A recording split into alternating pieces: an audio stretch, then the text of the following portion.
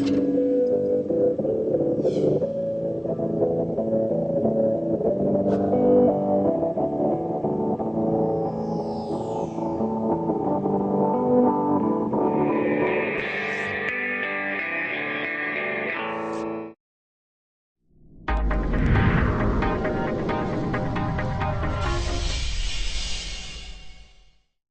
we're going to call the meeting to order at approximately 6:30. The first order of business is the minutes from our May 15th meeting. I assume everybody's had a chance to read those. Nobody's called me with suggestions, so... Make a motion we accept them as written. Got a motion, got a second. Any further discussion on it? Okay, all in favor of accepting the minutes as written, please say aye. Aye. Opposed? Abstentions? The ayes carry unanimously. Thank you very much. Road business, road foreman's report. We're still shaping up the dirt roads. Been hauling quite a bit of gravel on them. We've had a lot of heavy rain, storms. Been washing the ditches some, so we're working on those as well. But I guess we're one of the few from what the state said that didn't have a lot of damage, so that was good news. We ditched Jack Hill off of Dover Road, or on Dover Road. Those ditches were getting pretty bad. And we're going to be doing some shoulder work on Depot Hill and Grimes Hill tomorrow. O'Brien repaved that section on Dover Road we were talking about at Stratton Hill. It was pretty bad, so that people didn't get in an accident there. They did that yesterday. As far as the equipment goes, everything's running okay at this time. The 2014 Mack is up to Tenco, having warranty work done to it. The culvert inventory is now done. John Snow went out with Sarah Lynn from Wyndham Regional Commission quite a few different days. They've got that done, and that's a big help to us for getting state grants and FEMA grants. FEMA money, and it's pretty helpful for me to know which culverts need replacing as well, so we plan on that. Lane construction is repaved South Worthborough Road, and it looks a lot better now. We got the upper Oak Hill sign, and the no dumping signs are here. The no dumping sign is up. I got to put the ones up on upper Oak Hill. I got to get some signposts. And I got to get a hold of Mark Pickering to figure out what the wording should be about the signs for people not swimming under the arch bridge. As far as the arch bridge goes, as many of you know, we've gotten quite a few letters back, and Dick Merrick is one of those. And VTrans sounds like they're trying to move on that fairly soon. I'm hoping that now that the governor's found extra money to put into transportation, that bridge might fall into that funding. Are they encouraging about that? Oh, I can't think of his name. The head of structures up there said that depending on funding. So I'm hoping that maybe we should send him another letter just saying, don't forget us in your extra funding. Probably wouldn't hurt. Yeah. The mowing bids are out. I think they're due back on the 19th of June. Paving bids, I hope to have those out next week. It's going to be two separate bids. One for Dover Road paving and one for the parking lot. Mike and I are going to get together probably maybe tomorrow and mark out this entrance so that we can get the paving bid out. As far as the culvert inventory goes, I'd like to see the town send Sarah Lynn from Wyndham Regional a thank you letter. She did a lot of work for us. And didn't cost us anything. It will be all updated in about a month or so. I have to turn this in a second. That is all I have. I forgot to turn the recorder on. I apologize for that. Shannon, would you please write a letter to Sarah Lynn from Wyndham Regional, thanking for her help on the culvert inventory. And if you do that for my signature, we can get that out as soon as possible. Thank you very much. I did actually have a call from our road commissioner yesterday and spoke for a few minutes. It sounds like you already touched upon a couple of things, but just to make sure that I understand what Chris was saying. He was expressing concern about brush along the roads on Depot. Is that what your reference was Depot to? or Grimes Hill? You told me Grimes Hill before. Oh, told me Depot. Well, maybe both. There's definitely plenty of it there to cut. So. And the other thing was the ditching that he talked about, which you've already started. Yeah. Are there areas in town that should be higher priorities for the ditching and the brush removal that we ought to identify just so we can mark off progress or something like that? We should go on and look at them some more. The blacktop we've got to get done because it's starting to undermine the blacktop places. But that would be the first priority.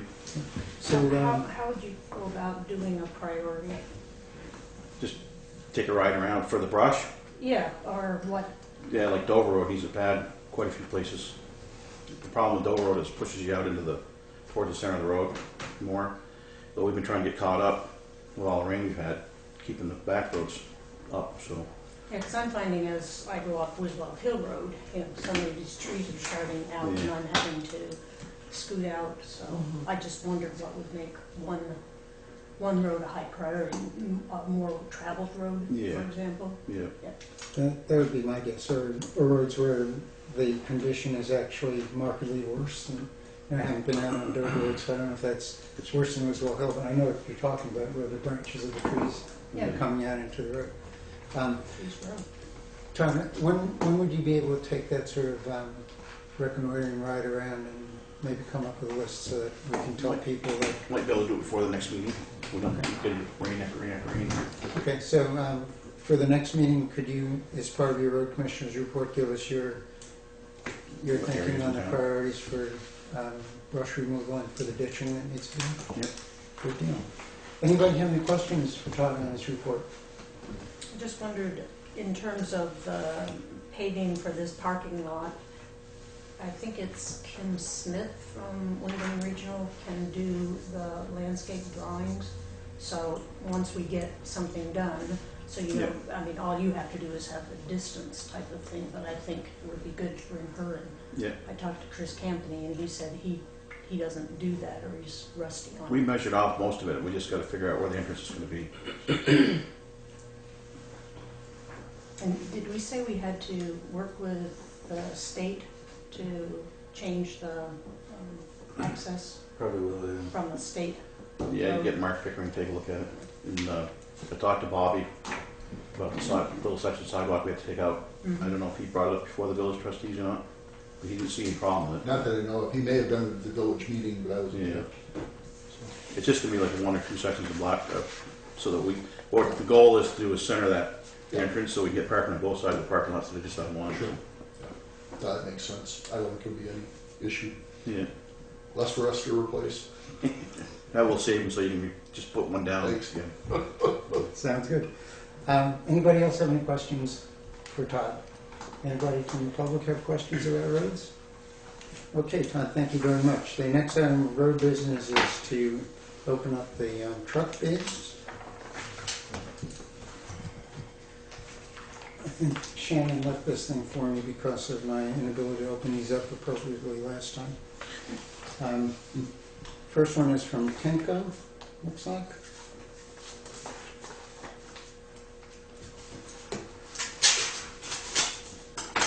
Still can't open it.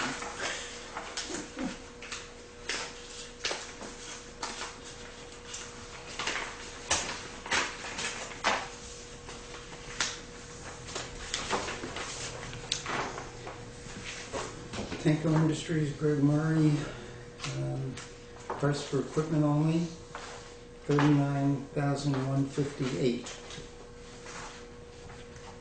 What's that include? That's the plow and dump body. Sanders. Yeah, slide dump. It's a slide dump sander. Stationary plow frame, Houston power reversing, 9.5 foot one-way plow equivalent, hydraulic system, lighting, side dump. Yeah, it's all the equipment that goes on the truck. Okay, so bid number one is that. So we have 2 parts to a bid, is that it, Todd? Yeah, we tried doing it as a package deal. We didn't get the bids back from 7 that we put in for, so he took them to a couple of dealerships up there. That's why they all say Tenco on them. They're all still sealed bids. It's just I was told by the dealerships we sent out too many bids, so it made it too competitive, so they didn't bid. They never do such a thing. Okay, this one from That's a new one. from Tenco is price with trading of the 2007 Ford F-350 with the dump body and plow. The price would be $76,233. Price without the trade-in would be $81,433. That's just a truck? That's just the. That's not the body and the plow and stuff? That's not enough. Is that the I whole was going to thing? say, Well, let's see. didn't we just, This package is a 2015 Ford F-550, through Heritage Ford in South Burlington. There's the price right there, $42,000 for the truck. Okay, so what is all the rest of it? It must be complete. It's, Complete package? yeah. Is that The plus the package same? is 76,000 complete, and without trade, it's 81, so they're not giving us much for Okay. that truck. All right, so that's what it is. Plus And like on this that. 81,433, they've included the 39,158. Okay. That was a 550. It looks like it's the same people, so we may be faced with having had only one bid, in which case I guess we have to decide how we want to proceed. I don't think this is something where we can go on the basis of one bid. Well, that was from Heritage Ford. In other words, he I don't just know who this one's from. brought them down, these are different. Right. Okay, Let's this one, see. that one was Heritage Ford. This is the 2014-15 Dodge Ram 5500.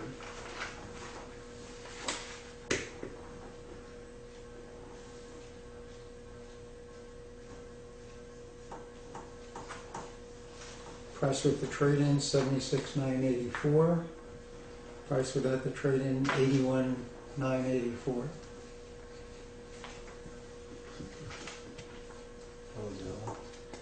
What was Heritage? $76,233 and $81,433. Pretty close.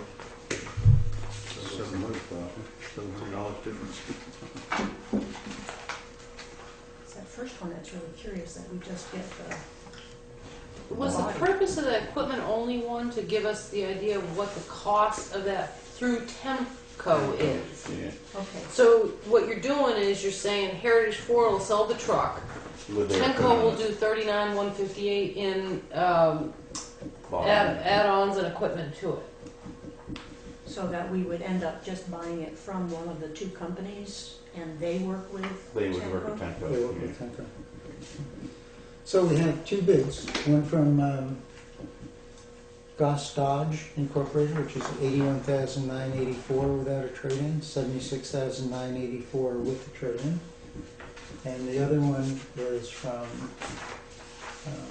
Ford people, which company is that? Heritage Ford. Heritage Ford, which would be $81,433 without the trade-in, or $76,233 with the trade-in. So we're talking about a $500 difference between the two without the trade-in. What do you think? Do we have enough to go ahead I think we ought to look make a at it decision? more than two. Well, we Yeah. gotta get it ordered, obviously. Mm. I think like Tempo gives you a price like that too, is if you went to some of the other dealers, they might have a different body, right? And stuff. I think I'd put it back out for another 2 weeks. I mean, you had to call them today to get a bid. No, he called me yesterday just saying that they checked with their people that we bid it through, and nobody's gonna bid on it, because we I sent mean, I them think bids. that's plenty of money for a one-time type truck, you know? Yeah, I do too. whatever it is. And the difference is between a Ford and a Dodge? Dodge. What I can do is just send it out to like 1 or 2 Dodge dealerships and another 4 dealerships and see what we come back at the next meeting maybe. That'd be 2 weeks, gives it 2 weeks Is to get it that back. legitimate with this being announced Right. here? We didn't So set no this is- bids tonight. If we don't accept them, we're basically I know, but going now out for we, bid again. now we have them public, and it's publicly, they can access it Right. publicly to say, I guess Well, we'll put publicly, down- what we'd be stating is that we're not comfortable with going with either of these two bids, we want to put it out for bid again, right? That's what we're saying. And we had to open the bids to be able to make that decision. So I guess what people who are interested in bidding on will know that 84,984 and 81,433 didn't make us jump up and down with excitement. They can make their bids accordingly. No, it's sitting on giving 40 grand to that other one, right? Yeah, that's not much, But they didn't even come look at it anyways, right? you know. So is that a motion that you made, Mike, that we Yeah. not accept any of these bids and instead put it out for bid for another 2 weeks? Is there a second to that? Second. Got a second to that? Further discussion? So Todd, you're saying that you would now choose other of like dealers, specific dealers? I mean, if we put it out to 7, those were the typical ones that we put out for truck bids? Yeah, I would just redo, don't do 7 of them, don't put on there, Don't write down who you got. don't write down who's going out, how many going out bid, and put them back out to a couple more of those dealerships again to see if they bite them, and if they don't, then we're back to these guys again. Is Tenco the only one that will equip these trucks? No. What other, and no one else bid on that? No. Fairfield's another good size company that usually bids. We've had Sleeper before, but we didn't make out very well with him on the pickup. Still a bunch of stuff that they never came back and did on it. But I know it's up to you guys. I don't know what you want to do. Well, we have a motion on the floor to reject these bids that have come in and instead put the truck out for an extended bid for another 2 weeks. That was the motion, right? If But there's they no further would- discussion, we can take a Bids vote on it. would go to these also, because they've already bid. Yeah. Mm-hmm. Yeah, I guess there's no reason why these folks couldn't sharpen their pencils and come back with a better bid as well if there's some more competition. Okay, any further discussion?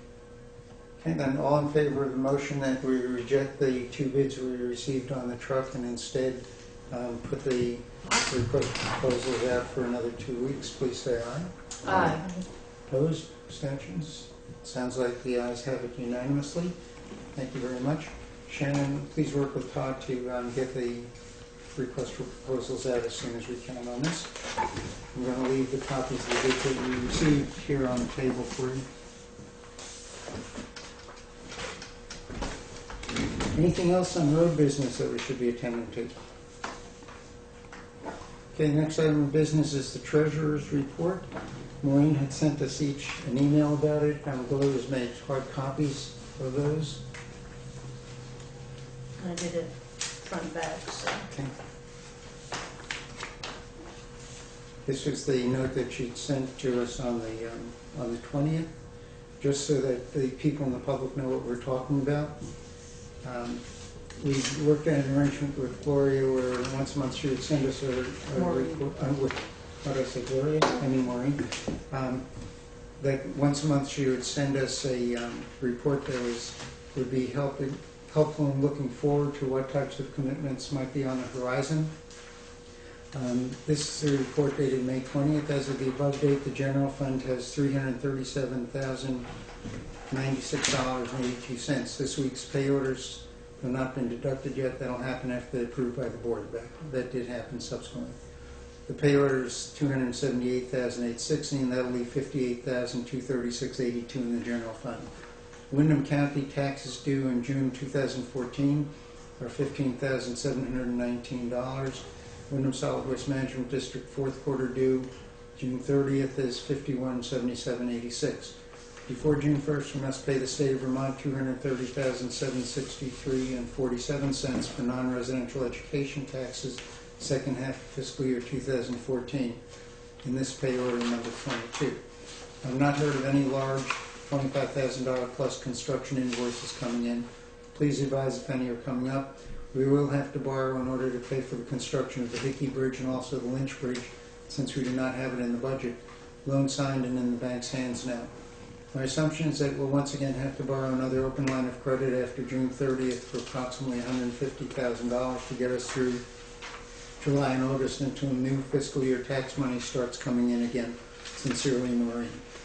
Anybody have any questions or concerns about Maureen's report? But do we have any idea of what's in the pot now? Because she said after the pay order. Yeah, I think she anticipated the pay order that some of you guys came in to sign off on. Yeah, but Apparently then it it's was $278,860, so that left only $58,000. $58,000. So in the general how by June 1st did we pay $230,000 and $15,000? The June 1st item, if I understand correctly, was in that pay order, as in this pay order number Included. 22. Wasn't, So those I believe included so. like you see, guys signed up. I didn't see that particular warrant. Yeah. Okay. Would it be in the top part of, In the new pay order? yeah, would we have a, It like, says in this pay order number 22. And, You want to take a quick look at that first? okay, so. In the meantime, I'll ask Shannon via recording to double check that for us. Our understanding, Shannon, is that the $278,860 in the pay order included $230,763.47 for the non-residential education taxes. Can you double check that with Maureen, please? Thank you. Other questions? Okay. Do we need a motion to accept the treasurer's report, or the absence of, I'm getting a head nodding over here. Okay, may I have a motion to accept the treasurer's report? So moved. Is there a second? Seconded. Got a second? Further discussion? All in favor, please say aye. Aye. aye. Opposed? Looks like we've covered everybody. Thank you very much. And Maureen, thank you for the report. Okay, the next item of business is the administrative assistance report. In Shannon's absence, I'll read that so that people in the public will know what we're talking about as well. June 5th, 2014, hazard mitigation plan. I received a call from Melissa at Wyndham Regional Commission yesterday, and FEMA has returned our plan again for some minor changes. I helped her fill in the blanks and make a few corrections, and she sent it back again. We'll hopefully hear back soon. South Wardsboro Road garbage complaint. At the board's request, I forwarded on the South Wardsboro Road complaint to the Deputy Health Officer, Frank Saponsky. He reported back that when he was there, he witnessed one bag of garbage that the bears had gotten into. Everything else had been cleaned up. He noted that there had been a big bear problem in the area recently. He was happy with his conversation with the property owner. Let him know if you have questions or further issues. Has anybody heard anything further about that garbage issue? Okay, so far so good. Letter to Rock River Shack owners. At the board's request, I sent a letter to the owners of the property on the Rock River Trail, letting them know that the building is their responsibility and that the select board would not continue to pursue it. Seemed like that was last time. But anyway. Town office work bids. 3 out of 4 bids have gone out. The oil tank removal was done via phone bid, as there are only 3 qualified contractors in the area to remove it, and the environmental engineer felt it was critical to get the tank out as soon as possible. Gunther made the calls to the 3 qualified contractors. We've received 1 price so far. Hazard mitigation demolitions. FEMA and State of Vermont are backed up on site visits and will be reimbursing for demolitions before site visits are conducted. The contractor has been paid and paperwork submitted for reimbursement. CDBG, Community Development Block Grant, for 279 Dover Road. Having contacted 3 attorneys, I selected Rich Carroll of Brattleboro to represent us with this closing, and he and I will meet tomorrow to begin the process of acquisition. July meeting. The first meeting in July is July 3rd. I thought I'd just remind you in case vacations interfered with a quorum. Last year the meeting fell on the holiday and was rescheduled for July 1st. This is an important meeting because of the tax rate has to be set. Tax bills have to go out soon after. What does July 3rd look like to July people? 3rd is the Thursday night Thursday. before the July 4th holiday on Friday. Would you prefer to try to schedule the first July meeting for the 1st instead? Like we That'd be did last Tuesday. year? Tuesday? I have a fire meeting that night. Could How we go about back to Wednesday the June? 2nd? Would Wednesday the 2nd work for people? I'm just trying to think of what. Yeah, I think that'd work for me. Okay, well, And I let's think take the, Shannon said any of those dates would be fine Alright. with her. Okay. But Let's nobody's gonna go tentatively out say- sooner than, on vacation, sooner than Wednesday. doesn't look like anyone's Okay. jumping out. Okay. So the next meeting is tentatively set for July 2nd, which is a Wednesday. We'll do it at 6:30 again.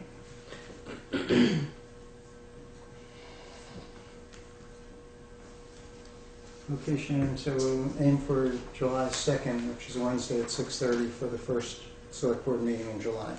Back to the administrative assistance report. Bids. With the number of bids that have gone out and are going out, truck rooms will haul 4 town office bids, roadside mowing and paving, it's come to my attention that the independent bid companies have really gotten out of hand. I wonder if other towns have had this problem and if they've been able to balance the amount of time that goes into catering to these companies. While public record, the amount of time dedicated to processing their requests has become excessive. These are companies that search newspapers for bids and try to match jobs to contractors for a fee. No action required, just something to think about. Have you guys been familiar with these companies that do that? Have we had any experience with them? I think the main experience that we've had in the office is the ones that do it for tax purposes, and so 5 different people from the same company call. So I've been getting a number of calls as town clerk, and I say, no, you need to talk to Shannon. So sometimes it's 2 or 3 or 4 a day that she's getting. Okay. And what they want to know are very specifics, like, you know, who's gotten the bids from this, and, you know, is it going to be X amount? How much do you anticipate it costing, and things like that, which if you don't know, that's why we're putting out to bid. Mm-hmm. In terms of who actually got the requests for proposals, I assume that's what Shannon means when she says that's public record, right? Well, So if someone should call in and say, I'd like to know who you sent requests for proposals to, as public records, that's something we have to share with them, right? Okay. but not necessarily any public record, as far as I know. If Shannon has to create a different document, she doesn't have to do that. We Mhm. don't have to do that.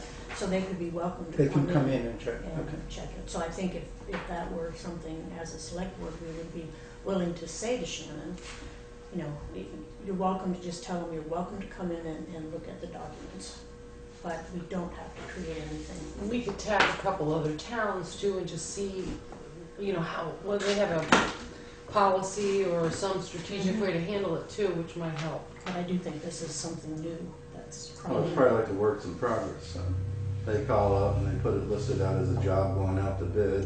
Mm-hmm. And then if somebody's picked up the blueprints, they'll list all the guys that are bidding on it.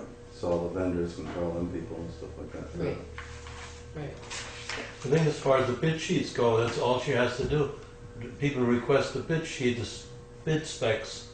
I think that's their only obligation. Let them figure out who is interested or should be interested, and then come in for a specific discussion,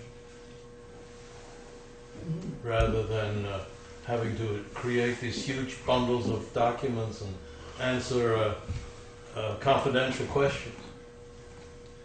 Frankly, it sounds to me like this is a relatively new profession of middlemen who are looking for the town to provide them some information so they can make a living. I tend to agree with Gloria on this, that unless there's some rule that says something differently, that we can welcome them to come in to look at the public records at their convenience, but we have no obligation to put together an additional report for them. Does that make sense? Yeah. Should we do that as a motion so that we can Why don't we do that? keep it in So that everybody's ready. Would you like to make a motion, Bill? Yeah, I move that we instruct Shannon that if bid companies call, that she certainly can tell them that they're welcome to come in and get the documents. I'll second that. Okay, we have a motion and a second. Any further discussion? All in favor of the motion, please say aye. Aye. Opposed? No abstentions. Motion carries unanimously. Shannon, that's the cover that you need to take care of that. Let us know if there are any problems, please. Thank you. And the last item on her report is thank you. I want to thank Gloria Cristelli for donating the cabinet that we now have in the big room in the town office. Which cabinet is she talking about? One that Oh, that reaches. one, okay. It's that cabinet, folks. I'd also like to thank Frank Sponsky for building us a beautiful countertop to go with the cabinet. It looks great. Thank you both. That was it on Shannon's report. Anybody have any questions or comments about Shannon's report? Okay. Then let's go to scheduled members of the public. We have on here Drew Hazelton from Rescue, and Drew is here. Mark, we didn't have you down, but we'll take you next as scheduled member of the public. You're up. Sure. Drew Hazelton from Rescue. Wanted to stop up for a couple of reasons. One is I haven't been in your select board since taking over as chief of rescue and answer any questions that you might have. And the other is to do a short presentation on our subscription program So if you want to ask questions first, and then I can talk about subscription, or your pleasure, sir. Anybody have any questions for Drew? Is this subscription program new? No. Our subscription program has been going on for about 48 years. And I'll just kind of roll into what it is. It's a way that Rescue is created so that our low-income, fixed-income families can be assured that they can get their ambulance transportation without having overbearing costs. So the subscription service is $50 per household, and that $50 membership will give them the ability to have 3 emergency calls to their home, or 3 interfacility hospital-to-hospital transports that are medically necessary. It will bill their insurance company, and the rest of whatever their deductible is, whatever their copay is, they're not responsible for the rest of that. So in the world of changing healthcare, health insurance, the Vermont Healthcare Exchange, it's a program we really want to get out to the public and say it's available. Anybody that may find themselves in the scenario where they have a high deductible, or they simply can't afford to pay their, an ambulance bill if it should come up, we push them towards looking at our subscription. I do have some flyers if anybody's interested, or if you know anybody that in the community that could benefit from that program. On the other side, if you've had any people in the community that have been in need of ambulance service, they've used that service, they're not currently subscribers, and now they're seeing a big bill. It's also important, if those questions come up, we do have a charitable care program. They can call down to our office, and we can help them work through that. We just want to make sure that everybody understands we're here to help the community.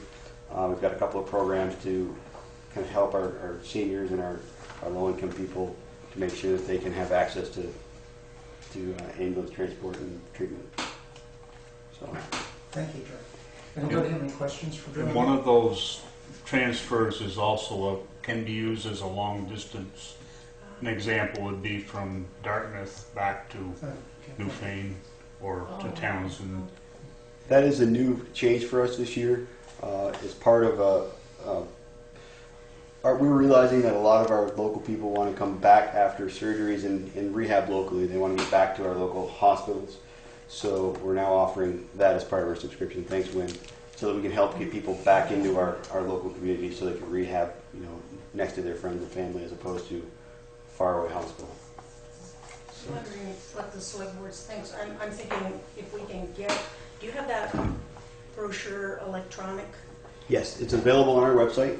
Okay, because what we could do is put it on our website and front porch forum, and probably the Newfane Facebook, get it to the South Newfane, Williamsville Facebook pages. Would that be something? Yeah. And they can sign right up on the website as well. So Okay, Sounds like a good Yeah. idea. so I'll do that if it's okay. Thank you.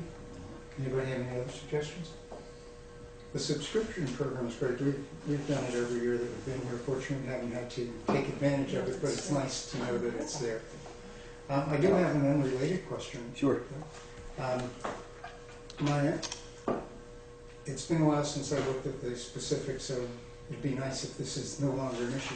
But for many years, there'd been an issue on the town funding for rescue, where the Brattleboro Select Board would make a determination that it was only going to contribute so much to the rescue, while those of us in the smaller towns really didn't have that option. We were always sort of faced with, you either come up with what rescue says you need as your per capita contribution, or we can't provide the service. Has that changed so that at least Brattleboro is now carrying its fair share, or are we still subsidizing Brattleboro? Everybody's paying the same in our Division 1 towns.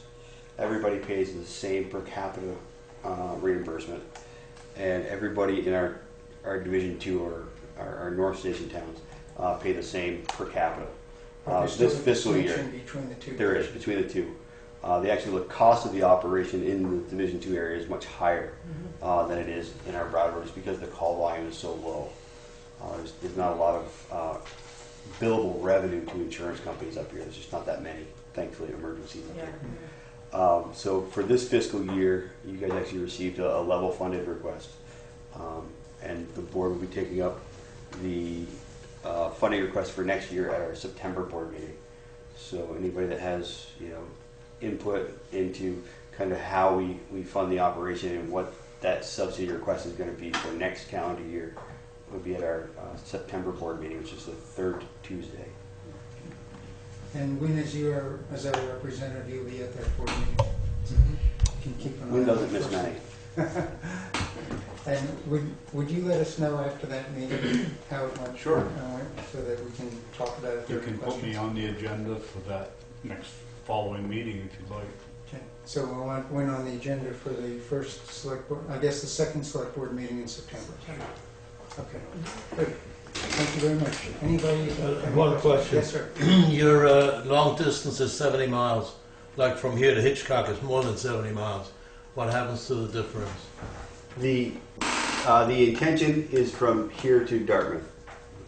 It is, Okay, when so we measure it, it's 68.9 miles. Mm-hmm. So that's why we use the 70-mile figure. Okay. Thank you. Does anybody else have any questions for Drew? Thank you for coming this evening, Drew. Thank you. Win, thank you as well. I leave Okay. these. Yes. And next scheduled member of the public is Mark Anderson from the Sheriff's Department. Mark, Thank you. you're on. I'll wait for you. Oh, thank you.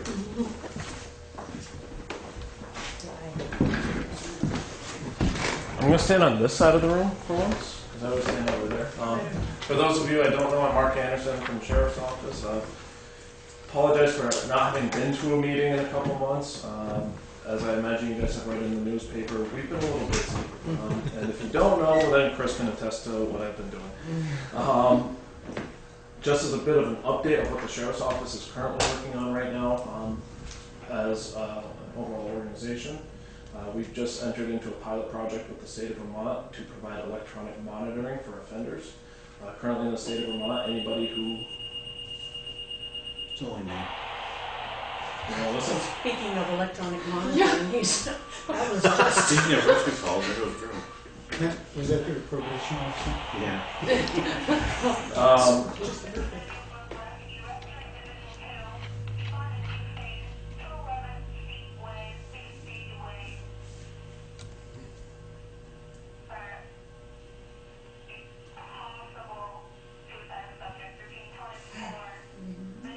Sound like you're gonna be busy too. You want to head up to Steepway? Lisa should be able to get from KMA. Can't hear what number it was. 211. 211. 211 Steep Way. Oh, that's the Flynn. Well, since his face is fresh in our mind, the gentleman here was definitely first class Chris Norton. I'll make reference to him in a little bit. But anyway, so we're starting electronic monitoring. It's a pilot project which is ultimately designed to figure out what the pros and cons of an electronic monitoring system for a criminal offender in Vermont are, and then be able to replicate that program across the state. As part of this, what it allows us to do is actually establish pre-adjudication monitoring of people who are arrested for crimes. Currently, Vermont has no system that does that. You get arrested, there's about a year-long process, all said and done, and there's really nobody there watching you. There are systems in place that law enforcement often picks up a piece of the pie on, but ultimately there's nobody actually designated to watch. So we're starting to build that. So that's one thing that we're working on. As you may have also heard, we also just signed a full-time contract with the town of Townsend, and as well as the town of Vernon. So we're starting to bring on more people. There's going to be more faces. Chris is, we just hired him probably about 3 months ago. He comes from the town of Springfield, Vermont, where he was an officer for umpteen years. I think he's somewhere around 12 to 14 years. Chris is a drug recognition expert, which means he's trained to recognize people under the influence of drugs and classify what they're under the influence of. If our press releases were working, you could see that he's arrested a few people in this area for DUI just recently. So, but Chris is certainly a welcome asset to us. But there's going to be more faces, newer faces, because we are growing. I don't know that I'll necessarily have an opportunity to introduce you to all of them. But Chris is going to be the new liaison for the town of Newfane. I'm going to be stepping out of the town of Newfane because I'll be stepping down into the town of Vernon to pick up that operation. So this will be my last presentation to the Newfane board for a while. I did come with a year-to-date report from our STARS system for the town of Newfane from July 1st of 2013 to today. So I have that to provide to the board. I'm aware that there's been, I say this from the last time I was in attendance of the town's select board meeting, there was a request regarding training that the previous administrative assistant attended regarding the town tracking ticket violations issued that the town can obtain. So I've included a spreadsheet which we can also provide digitally. It's actually much better than when we provided the training before because of the system we were kind of tethered to. But we have this available as well. It's actually a much easier process. But ultimately I can explain to Shannon how easy it is. You basically just have to reference a ticket number to the report that the state, I believe it's the Judicial Bureau, provides, and you can correlate if the town is receiving the money it deserves. Mark, yes. will you be around long enough for us to ask Shannon to give you a call in the next couple of days to learn about that? I will be around, and our contract with the town of Vernon starts June 24th. Okay. So up until that point, aside from me taking a quick vacation, I'm Is that around. allowed? What's that? Is that allowed? Nope. Sometimes you can not. But I'm certainly open to answering phone calls, and even while I'm in the town of Vernon, I still have a cell phone, I still have a computer, I'm still able to communicate, and our office is very well versed, especially with the new system. This has almost become cakework. So more than happy to support the town, but I really don't think there's going to be much of a need for support because it's literally that simple now. I'm going to just leave a note for Shannon. Shannon, after you've looked at the report that Mark is dropping off, if you have any questions about how to interpret anything or follow up on it, he's available for you to talk to. Just a point of information, Gary. She's not the one who took the training, so it's more than just, she's not even aware. So should we sign Chris Shannon and up I for some think training? between Gloria and I, we have a very good idea what the old system was, and I suspect this is going to be pretty simple. So we'll probably try to. Okay, so would you guys take a look at it then and Yes. then educate Shannon about what she needs to know to be able to cover between meetings? Yes. Okay. Just as a summary of the services we provided to the town of Newfane, of the $10,000 we're contracted for, which equates to roughly 232 hours of service for the annual, or excuse me, for the contract year. We provided 313 and a quarter hours as of today of service to the town of Newfane. The contract doesn't change, so the $10,000 that we said we would do this for, we've done that, and we're actually way ahead of that, and we're going to continue to provide service to the town of Newfane. We have several grants that we have access to that allows us to provide more service to the towns. So right now we're about 91 hours above what we said we would do, and we're going to continue to respond to calls for service and requests, as well as provide more vehicle enforcement. We have provided a total of, I believe it was 355 incidents in the town. That does include motor vehicle enforcement as well. And it looks like we had about 150 motor vehicle stops in the town of Newfane. So about half and half of our call volume is the motor vehicle enforcement that we're contracted to do, and responding to quality of life calls, VIN verifications, citizen disputes, complaints. We've supported the state police as well as Newbrook Fire in various different issues where either the state police weren't able to respond or needed additional assistance in the incidents that were occurring in town. So I provided a big packet of it, and I'm certainly here to answer any questions or issues that have come up. Thank you. Are there any patterns that have shown up in the calls you've had for the other 50% other than the automobile stops? On the motor vehicle side of things, I do want to make point to this. We have seen an increase from past years in impaired driving. I think with the state legislature's previous actions as far as medicinal marijuana and the decriminalization of that, it makes the use of cannabis more available and more likely to be used similar to alcohol. So we're going to see an increase in that, and we have seen that. Here in town as well. I can't speak specifically to the town. I don't have those stats. I can find out for you though. So on the motor vehicle side, I mean, I think within the last month we've probably seen about 10 arrests for DUI countywide, and we're probably averaging a couple a month. So it certainly, it could just be an anomaly, but I do believe, based on what I'm seeing from other states, that we're going to see an increase in impaired driving. Otherwise, burglaries have kind of, but while we're not responding to burglaries, as they'll call it, the state police ultimately handle, we have seen that continue, that behavior continue. We've assisted in recovering property from burglaries. We've been doing property watches on camps and houses out in the town of Newfane, as well as just maintaining rural patrols of the less beaten paths.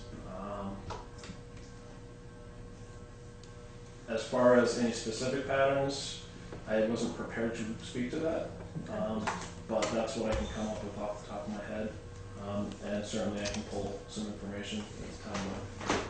If you could, it could be helpful, just, you know, if you've noticed a big spike in burglaries over the last 3 months or something, for example, that would be good information. Well, one of the cool resources we actually just gained access to, it's a statewide resource now, it's called VGIS, which stands out to what's called B Camp, and some other initial with the B in it, or acronym with the B in it.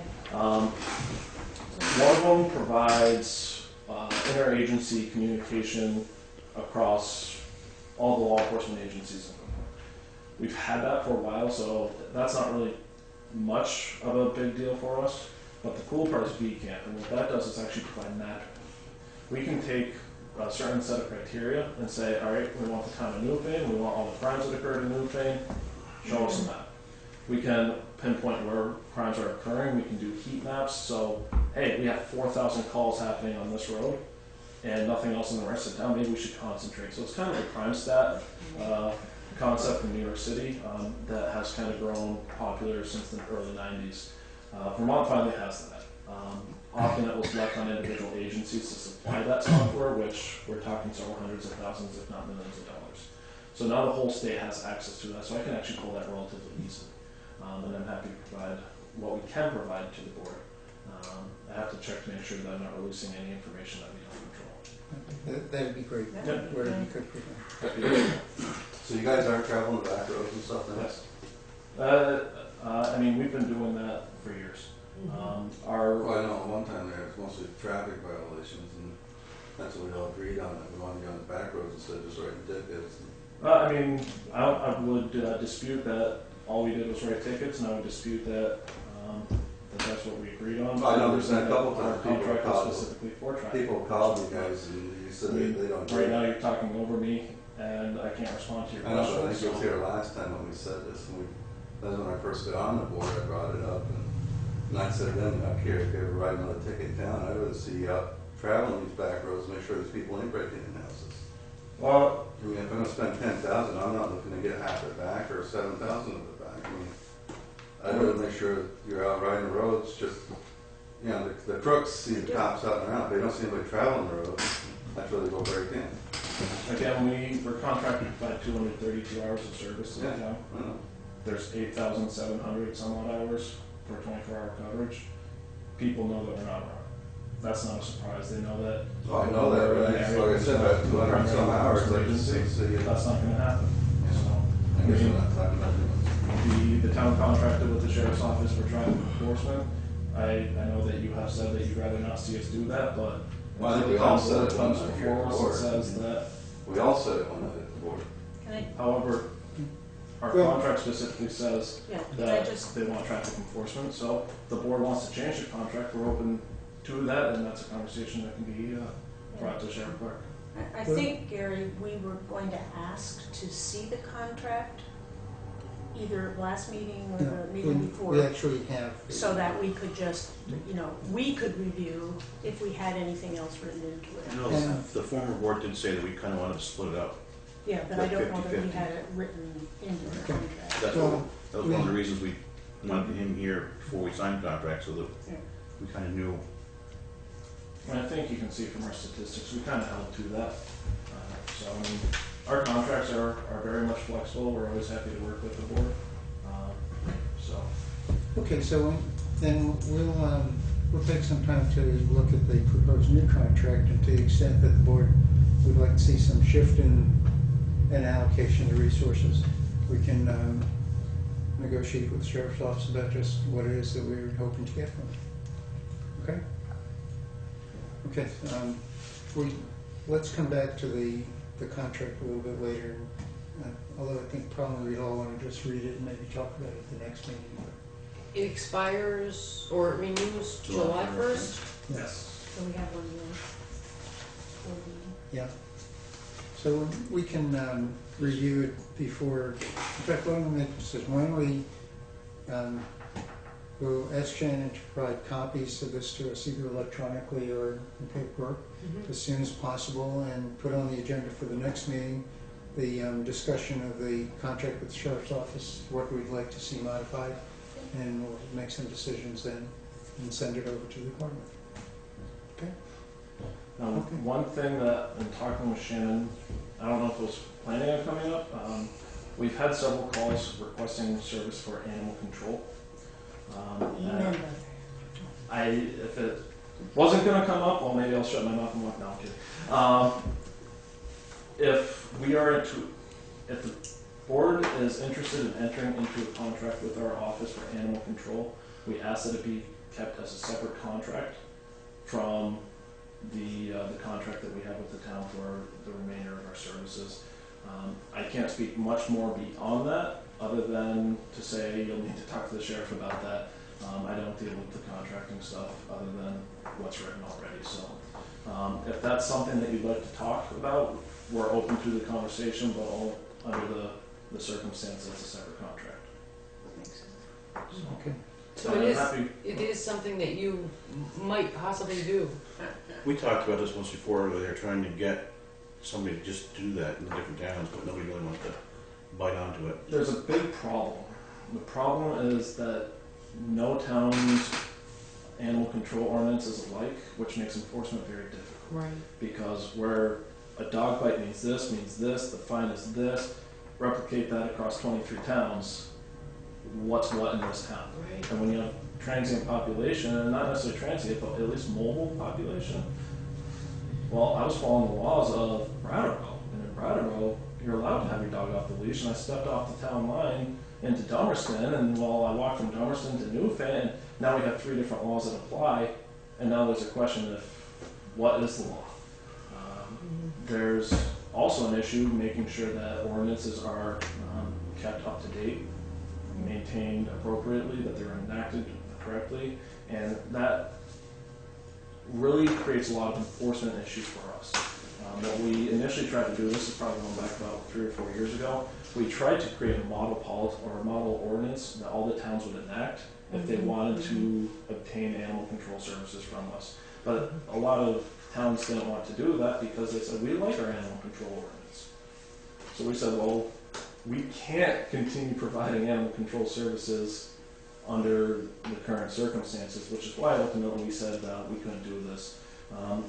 When I talked to the sheriff about it, he said that we're able to do some of the animal control stuff based on the town's current ordinance. The hard part, and this was also another issue as far as the cost control, and part of the reason why we want a separate contract, we were constantly getting called, hey, my neighbor's dog is running down the road. I now have to have somebody come out. It could be some time driving there, trying to catch the dog. Dogs don't always like to come to someone that they don't know. And so now we have a cost issue, which ultimately was also digging into contracts that we have with towns for other services, and we were saying, you're out of money in April for March or June. So we didn't really know how to be able to plan on that resource and say, we need the service, but it's kind of cannibalizing all the other services we provide. So. So let me ask you a question, Mark. If we should decide that we'd like to explore the possibility of the sheriff's office picking up some animal control officer responsibilities, can we get hold of a copy of the model statute that you guys had? I assume we still have it. I find it hard to believe we would get rid of it because we put a lot of work into it, and I'm sure we probably had an attorney review it too. So I will see if we can get a copy of it, but the person who would have it will be Sheriff Clark.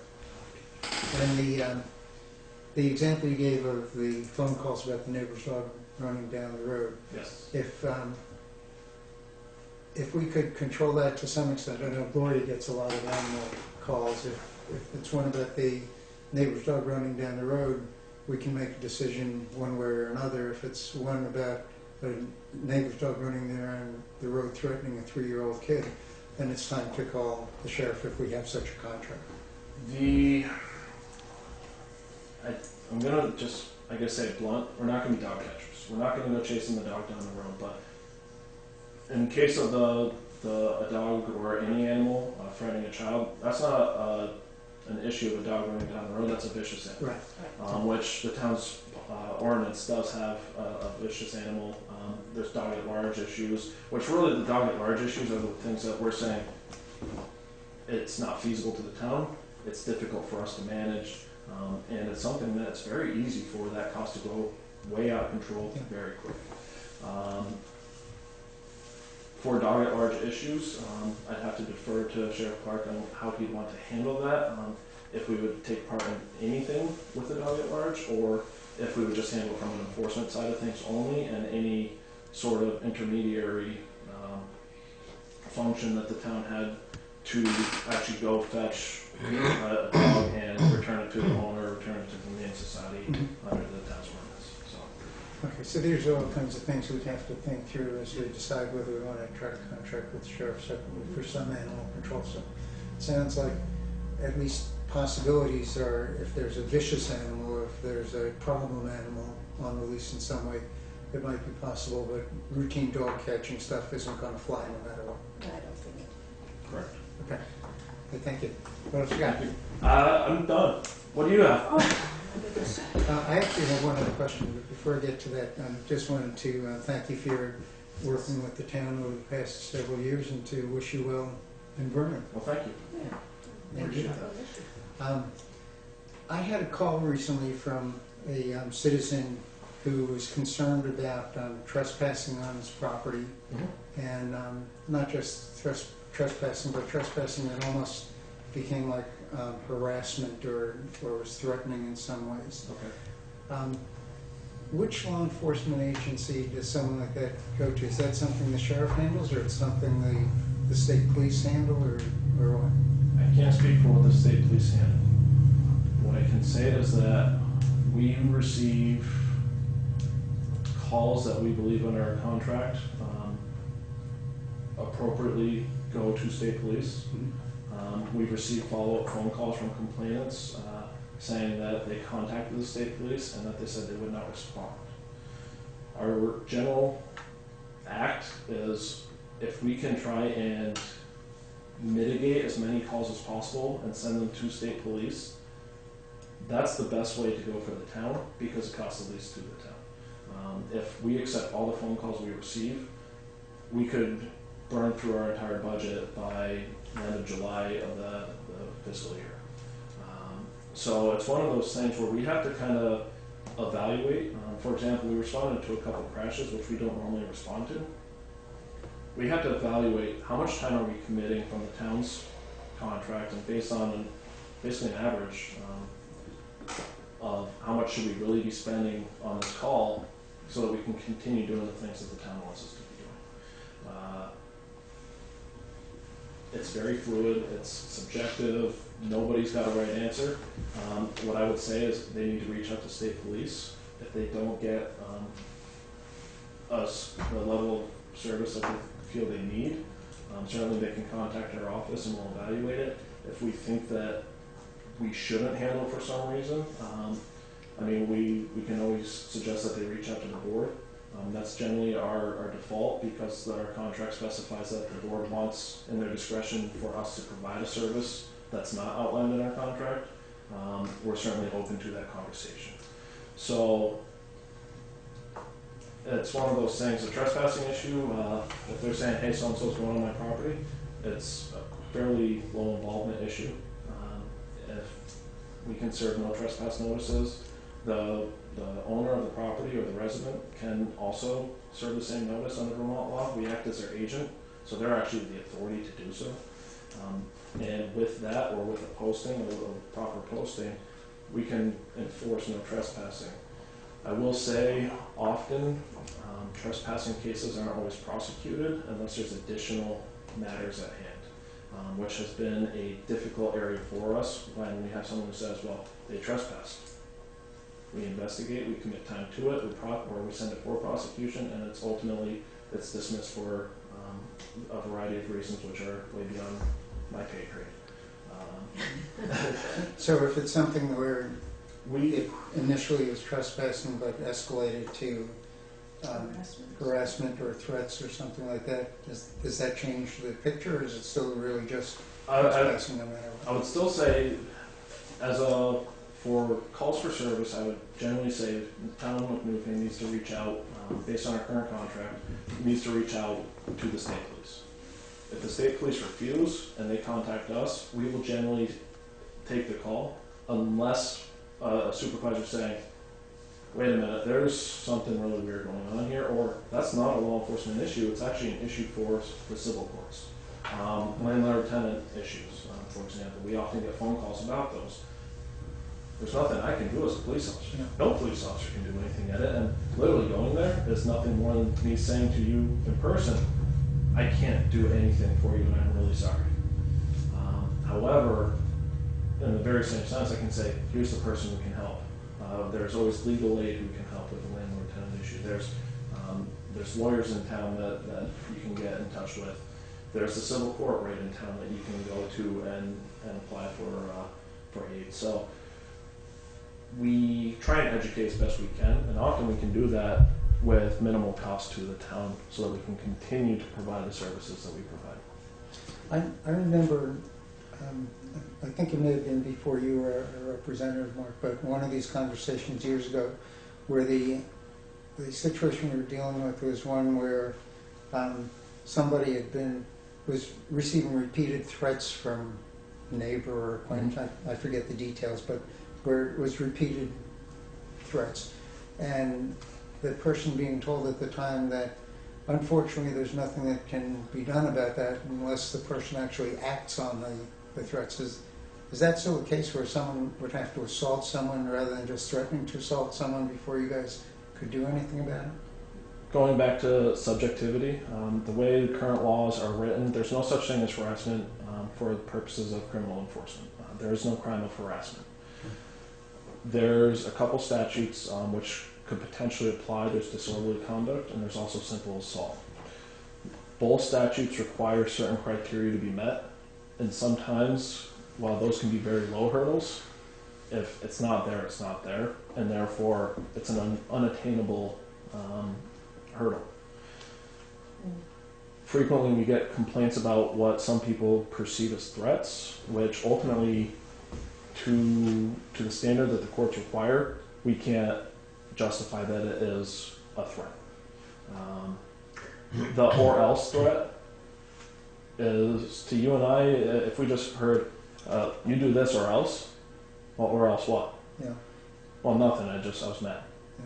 Yeah. And we just lost. So there's a lot of nuances, and it's one of those things where you can say, well, we should fix that, but then the next question is, how do you fix that in a way to kind of maintain the intent of those laws while preventing that additional issue. There's another law pertaining to like telephone communication that kind of bridges the gap a little bit more with what we would ultimately call harassment. But again, it all comes down to, in a very general sense, threats is a very vague term, and we have to really be able to establish that this is truly a threat, and that a reasonable person will believe that they are in jeopardy of bodily injury or serious bodily injury or death. So, last question is follow up to that, and then we have a lot of stuff we have to do, and appreciate you taking the No time. problem at all. If somebody fears for their personal safety, is that fear by itself not enough to get you guys Not involved? always. To get us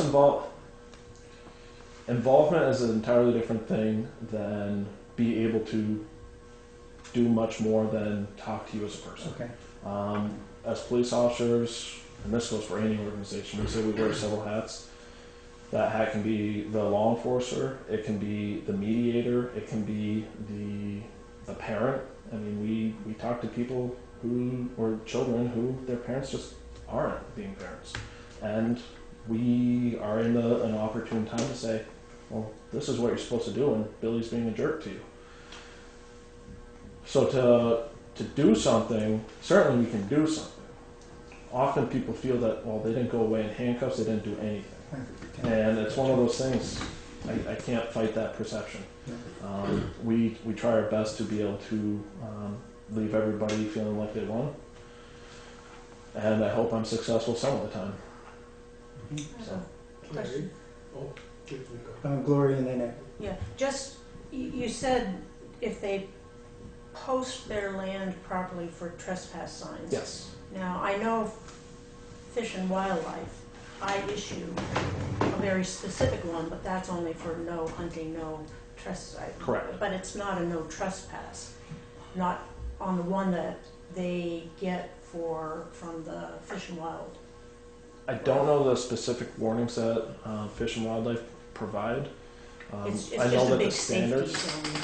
Well, there's 2 or 3 different official placards under Vermont law. There's safety zones, which have certain requirements under Vermont law. There's the fish and wildlife postings that are enforced under Title 10, and I can't really speak to any of that because I'm not a warden. I basically see somebody that I think is violating that, and I call a warden because I literally don't know. And then there's also a criminal statute for trespassing. The fish and wildlife postings, which most people are familiar with, because most people are hunters in Vermont or related to a hunter in Vermont, or have a friend that hunts. Those are what people think is required, which has, I think, a posting requirement like every 20 feet, has to be signed every year and dated every year. It's a nonsense. I'm looking more, I had somebody come in and was concerned that somebody was getting out of jail, didn't want to have that person go on. Yep. What forms? Criminal trespass. So It has to be registered to town clerk and everything else, but it's a I've criminal never. trespass. Under Vermont law, I think so. all you need is what's referred to as a reasonable posting that a person has no right to be there. So you get them at the. Bagway. You can Yeah, get them at Agni or Brown and Roberts. WW. You can spray Yeah, paint just no a piece of trespass. plywood that says no trespassing. Right. Okay. It just has to be that they were reasonably notified that they're Okay. not welcome there. That's what I And was. that continues to not be a dead set rule because, well, is the gas man allowed to come on the property? Is the mailman? Is the police officer? The firefighter? So the short answer is a reasonable posting. A lot of towns, and I don't know if the town of Newfane has an ordinance requiring it or suggests it. It is at least a suggested practice to register a posted property with the town. See, I've never. Some towns do require that. Right. But ultimately, as far as the state statute requires, as long as you have reasonable notice, that's all that's required. Okay. We often, if it's a very specific case, we often say, write a letter to the person Right. and ensure service. That can be through certified mail, stating that you are so-and-so of this property and you do not want person X on your property, period. You are not welcome here. If you come here, I will notify the police. Sign it, serve it by certified mail or in person, and it's done. Or again, I mean, certainly we serve as an agent of people to do so. So in that kind of situation, if the letter is served, you guys got a copy, and the person who received the letter decides to come back onto the property anyway, and the person who owns the property notifies you, what happens? Ultimately, that's where we follow up with the trespassing charged. We arrest a person or at least cite them for trespassing. Again, that ultimately goes from our office for prosecution, and it's up to the state's attorney's office to determine if they want to prosecute that case. Trespassing issues, Vermont's been a very open state to trespassing ultimately. There's some states where inherently your property is posted unless you say otherwise. Vermont is the other way because we're a hunting state. We are very much open to people walking through the woods. We don't care whose land you're on as long as you're respectful to it. As such, it's very often that we see, you can open up the newspaper for the Vermont Yankee protests. People go down there all the time, they get arrested for trespass, and we never see them in court. Why is that? Because the way our law is really developed, it's ultimately to the prosecutor's decision if they want to prosecute, but we have seen that several of them not reach prosecution, and we don't really have guidance beyond that. We often find a letter saying, don't do this. Most people respect the don't do this. Anything beyond that, sometimes there's also additional criminal violations, and that's also where we see trespassing statutes enforced in addition to the additional criminal acts. So it's... So is your experience that any of this ever spirals out of control or someone winds up getting hurt by the trespasser because we didn't do anything more about it other than say you're not supposed to trespass? My experience is that when you nip something in the bud, that's usually the best way to go about it. When it starts to spiral out of control, it's usually because you didn't get to it soon enough.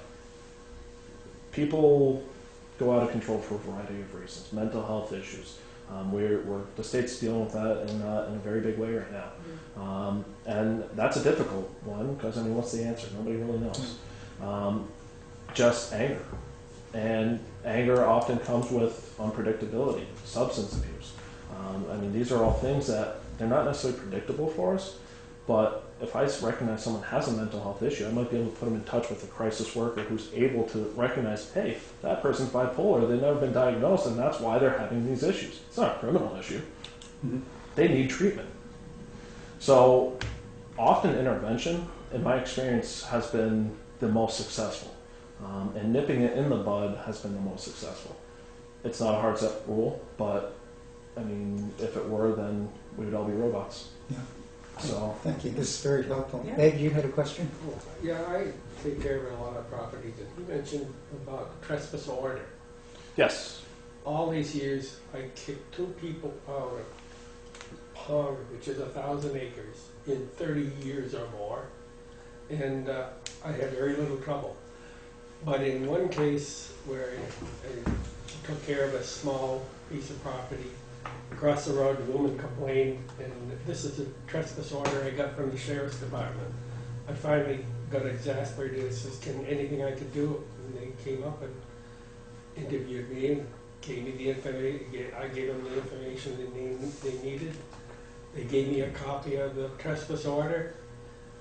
Took care of the problem completely, and it was a harassment case. It ended up in just from shooting after hours and stuff like that, and just harassing the neighbor of that place that I take care of. They were weekenders, and I never had a problem since. Yeah. And I never had any problem. It's not a big problem in town, I don't think. I don't take care of a lot of properties. I don't have that much trouble. Sounds good. Yes, Mark, and then Dick. I really just think for the most part, most people really intend to do the right thing. Sometimes they fall off the rails a little bit. Our goal is to push them back on the rails. And our experience has really been that when it comes to trespassing, sometimes I feel like I'm talking to children, but here's your side of the line. That's your side of the line. Can we both mutually agree that we're going to respect the line? I have had that conversation more times than once, and you'd be surprised at how few times I get called back because somebody broke the line. Good, that's good. I think most people kind of, when they hear it coming from another person, they're finally like, oh, you know what, maybe this is childish. So. Good, thank you. Dick? Yeah, just a couple of comments on a couple of issues that have come up. It's interesting on the harassment issue because we actually took some testimony in judiciary right at the end of the session on really what was an absolutely outrageous, egregious case of someone intentionally harassing a neighbor, I mean, to the point of totally destroying any quality of life. And it turned out there really is a gap in the law in that area. And just as with these other areas, trying to figure out how to craft something carefully enough so you cover what you really want to cover, but you don't start saying everything is harassment and therefore everybody, and recognizing that the state's attorneys are going to have to allocate limited resources on the more egregious cases. They aren't going to be able to prosecute everybody who there is a technical violation of the law or even a substantive violation of the law. That was right at the end of the session, so we really didn't get fully engaged in that or have any time to really take enough testimony to craft something, but I think that'll be back next year. Related and non-related, but also an example of something that pops up that, frankly, in our case, nobody had ever thought of was a person who had a traumatic brain injury, not from battlefield, but from a horse riding accident. But there are plenty of the battlefield cases, and this person, pretty clearly, according to the state trooper who came in with the mother of a couple of kids, had committed some fairly, significant molestation crimes. He wasn't able to be tried. He wasn't mentally capable of defending himself. He wasn't mentally capable, perhaps, of having enough cognition to know that what he was doing was wrong. But it turned out there was no place for this person to go other than back into the community, living next door to the person who he committed the offenses against. And we found that there was a gap, that the state mental health system is designed for people who are mentally ill.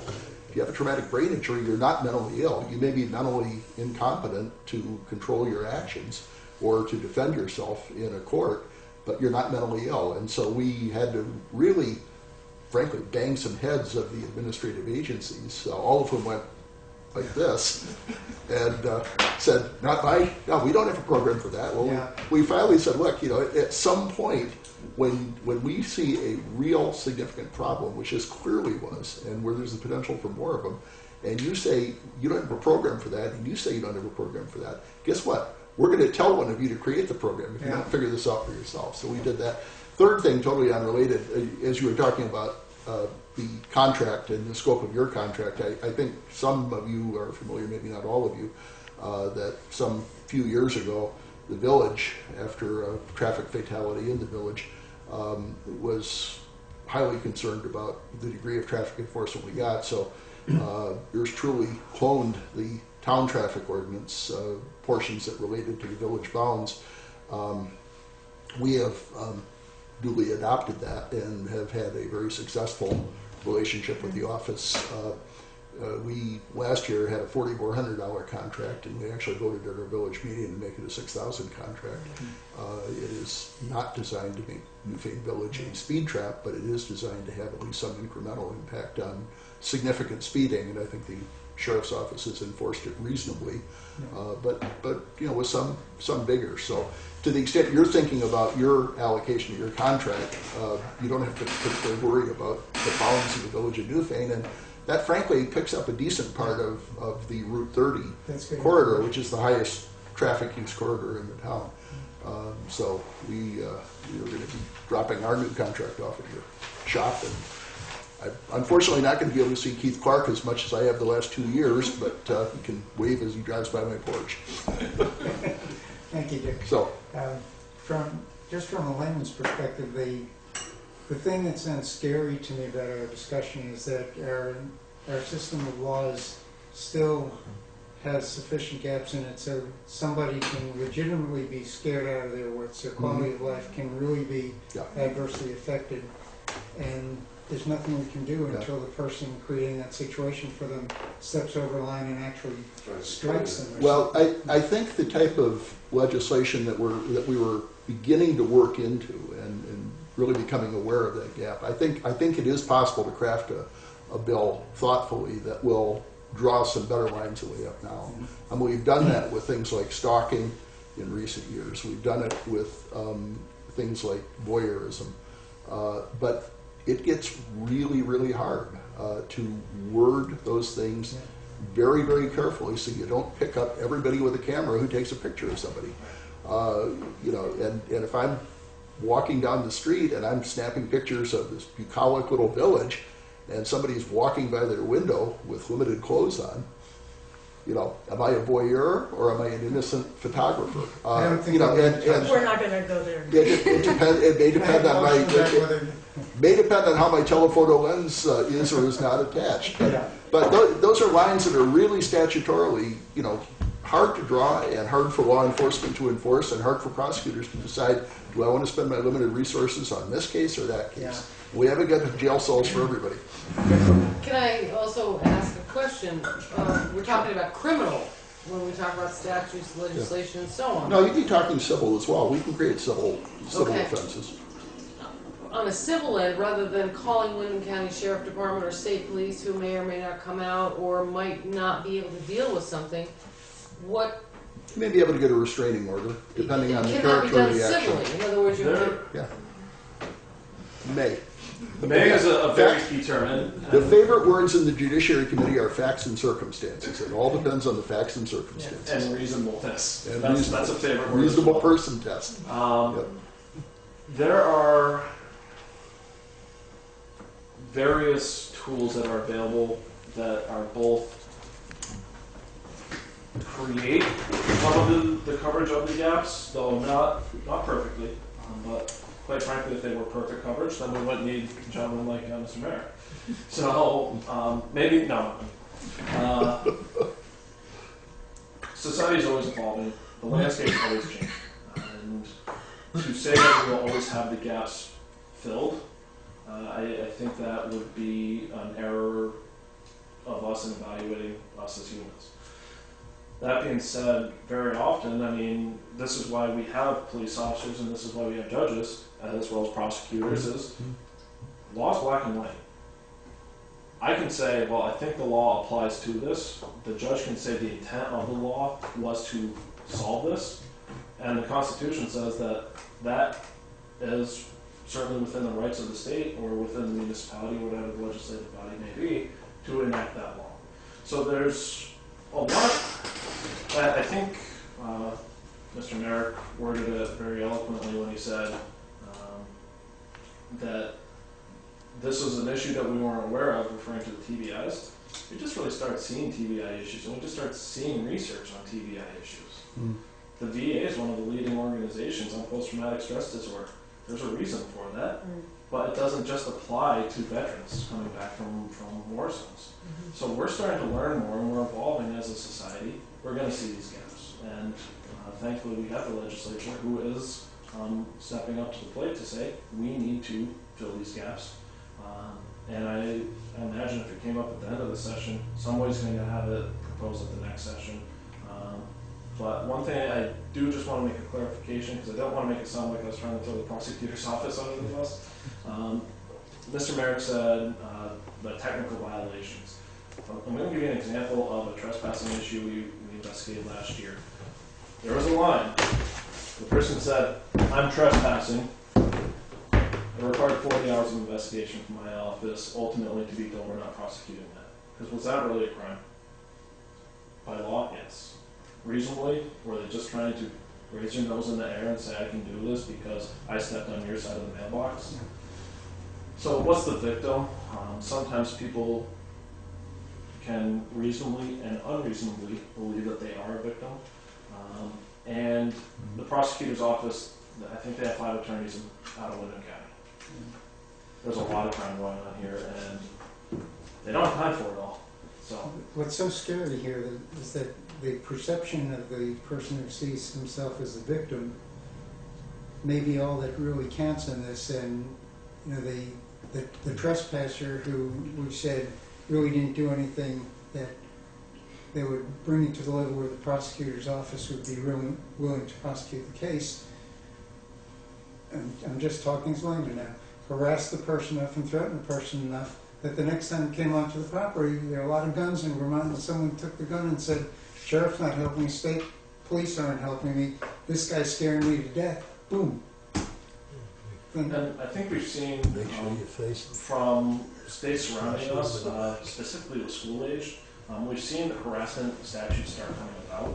Granted, they're specifically targeted at school-age peers. Vermont has some of those. Those are laws that are generally enforced by school administration. We haven't seen, and I feel that from a police officer's perspective, that is a gap in Vermont as far as harassment laws go. But it's a very difficult game. You can say, here's the problem, but trying to word it so that I don't take it as, well, she doesn't like it, I guess it's a crime. Yeah. And often we rely on the criminal justice system to resolve an issue that isn't so much a criminal justice issue, but rather a social issue. Thankfully, that's where, again, I mean, the sheriff's office is able to intercede, and in an example right there, we nip it in the bud, we say, this is a problem and we need to stop. Sometimes that's all it takes. But sometimes we're reactive, and I don't have my crystal ball yet. Yeah. So. Well, thank you very much. No problem. Thank you for the time. Have a good day. Thank you, Mark. Okay, unscheduled members of the public. Ed? I just have a quick thing. I got a call from, what's his name, on Upper Spring Hill Road, down by, down on Upper Spring Hill Road. You know? Well, anyway, he called. He was one of our members of the Newfane Hill Common Committee, which disbanded basically. And he wanted to go and put the sign back up. And so he was asking me where it was, and I said, well, I stored it in the Bucky, and I took it down because it was falling, and we didn't want it to get hurt. So I put it into, and I reported that to the selectmen at the time, that we put it into Jack Reed's garage. So I told him, why don't you go ahead and get it in Jack Reed's garage? But I said, if you're going to do any more than that, maybe you want to talk to the selectmen. But I was very encouraged by that, and I think other people are going to join him, and maybe we got something going there. There's three things that were left, and the first was a trail going to the monuments and around the upper and back side. Clearing the path for the trail I'm talking about. Improving the grassy area around the largest monument up there with soil. We used to get it from the town garage. Do they still have some? Yeah. Not a big amount. I think there's some smoothing out needed. And I forgot what the third thing was, but it wasn't as serious. So there were three things that we had planned to do and we couldn't do for health reasons. So that's all I really want to say about it. And I suggested they talk to you. So we may be getting a visit from a revitalized Yes. Newfane Hill Common Yeah. Committee. Yeah. Okay. Thank you. Okay. Work is work in progress. 3 sets of bids are out. One said one bid is being done by telephone for removing the tank. We have an actual bid.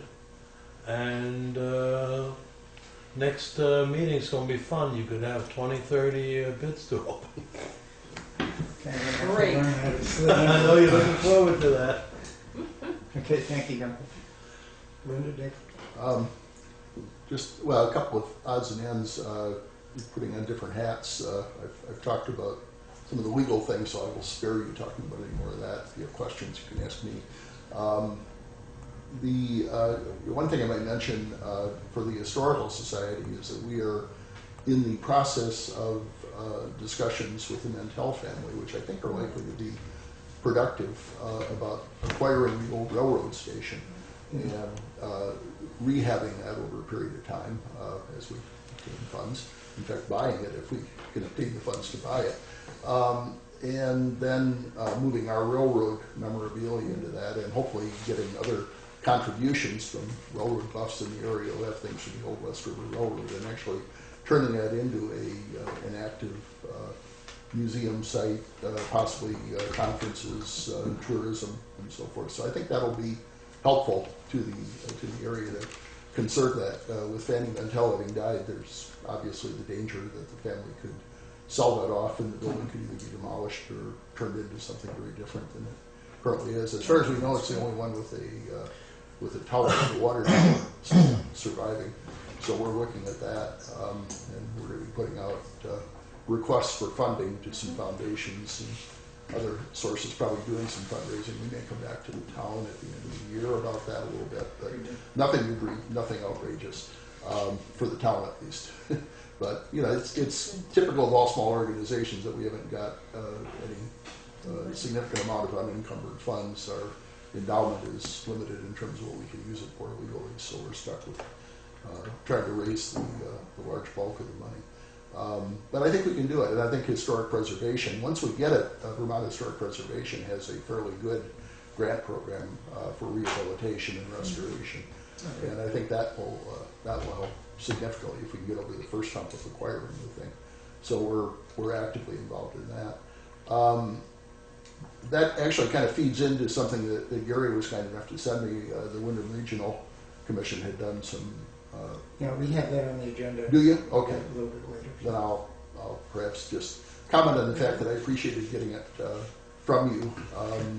We had not received it. I've actually only had one discussion about the Newfane New Group myself. Chris Trieber had called and said when they got some sort of planning sorted out that they would be back talking to the village. I think there's probably some confusion about, and understandably, about the fact that we have this dual structure with a village that is a legal incorporated entity with all of 111 people smack in the middle of the town, and our great privilege is we get to pay both sets of taxes. Okay, well, I'll try to get to that shortly. Okay, And we'll try along the meantime. Okay. For the sounds I heard over here, I had asked Shannon to put that on the agenda. She actually provided the hard copies of the reports, but it didn't get onto the Oh, agenda, okay. so I just added. But Okay. that's a different thing from the village center designation. Correct. Okay. I have think this a was- quickie at Mr. Merrick. As a village trustee, Moore Free Library provides a free service to the village. Mm-hmm. The village charges them $250 for their book sale at Union Hall, which they cannot afford.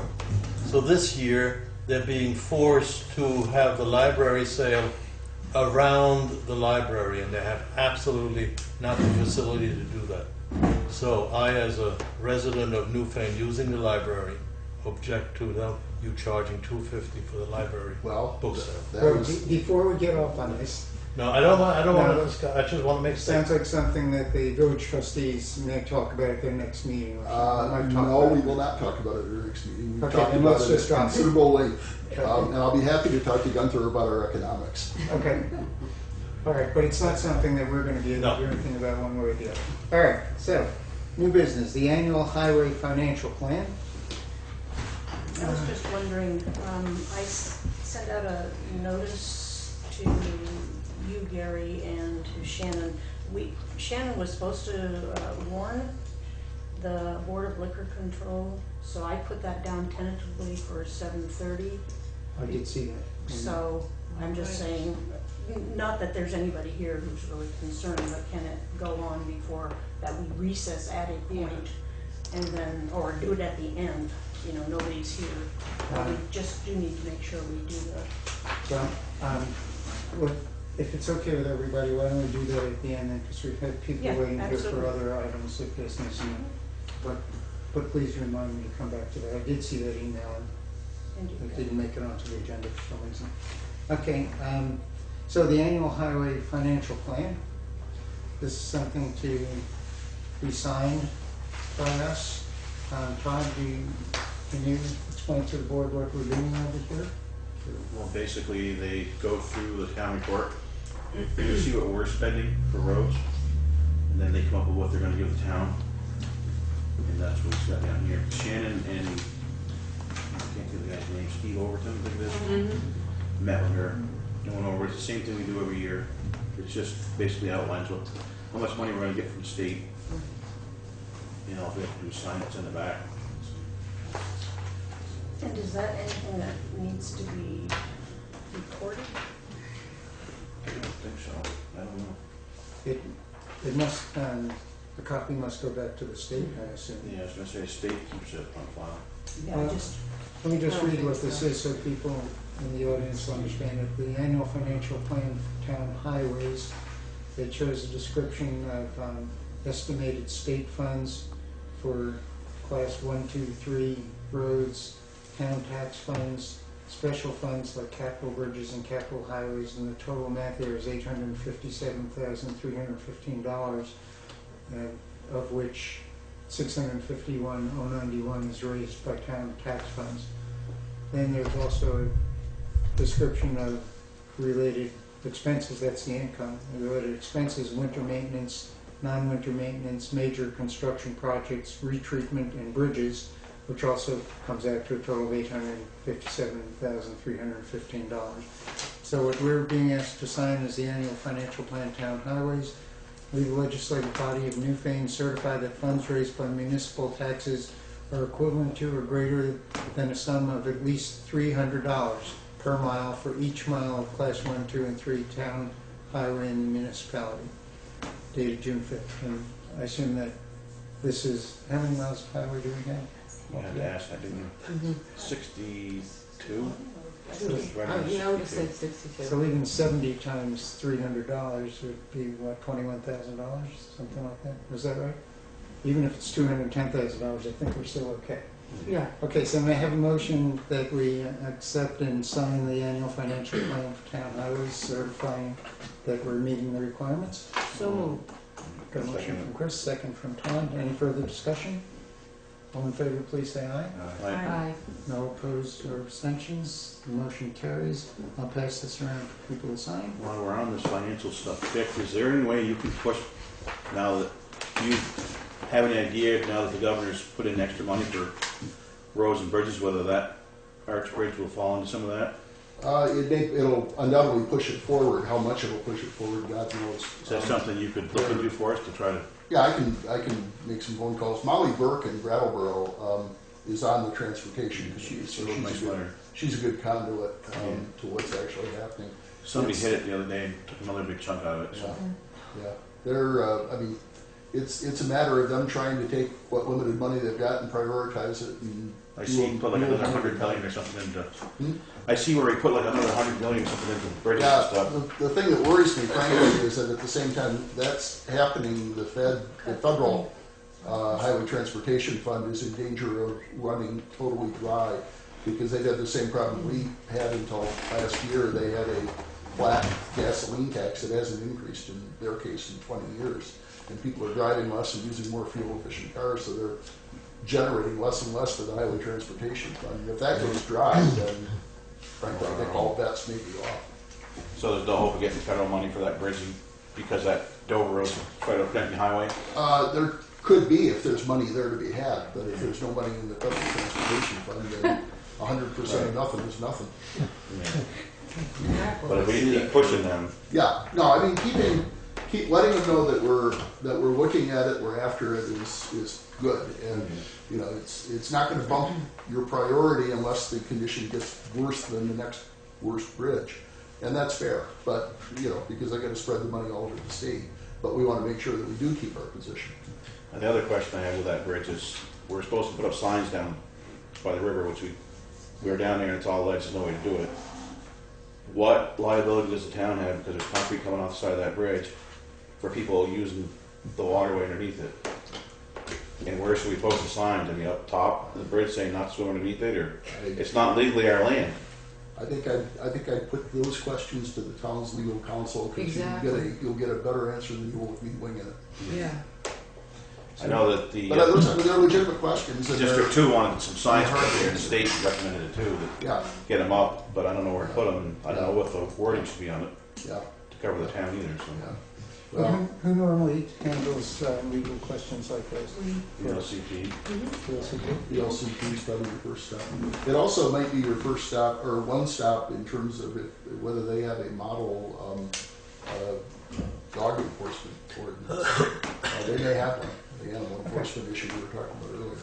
Okay. Well, in this on the signage for the danger area under the bridge, Todd, would you talk to Shannon and ask her to get in touch with the LCT to see what their legal advice is on what our liability is and how close to the area we have to post those signs if there's no way to do it right there. She was gonna get a hold of the landowner, 'cause I know she got a hold of Dave Barry, and Dave said it wasn't any problem, just get the sign and he put it up, but we've been looking all over the place, of course, it's all ledge right there, so it's not really much of a place to put a sign in the ground, so. Can we suspend a sign from the bridge? If you wanna be the one I was handling the gonna bridge to put it on. We could put it right there, and if you're standing I'm not underneath real it, it's... clever with heights, and that, sitting on that railing. Okay, well, Todd and Shannon will check with the VLCT to see what sort of The adjustments Johnson we chair, can. Do you know if she contacted the Sanders? She was trying to still. Okay, so I thought we were gonna have her write letters, but she just made phone calls. Well, she just told me she got a hold of Dave, or got a response from Dave, so I don't know. Okay, I think Gloria's raising a good point, though. We should follow up with the letters so that we've got a written record. Well, she may have, I don't know. Contact of the property owners. So Shannon, just in case we haven't sent letters, let's do that so we're covered for the record. Okay, the next item of new business is the certification of compliance for town road and bridge standards. Would the legislative body of the municipality of Newfane certify that we've reviewed, understand, and comply with the town road and bridge standards, public works specifications, and standards passed and adopted by the Select Board on February 7th, 2013.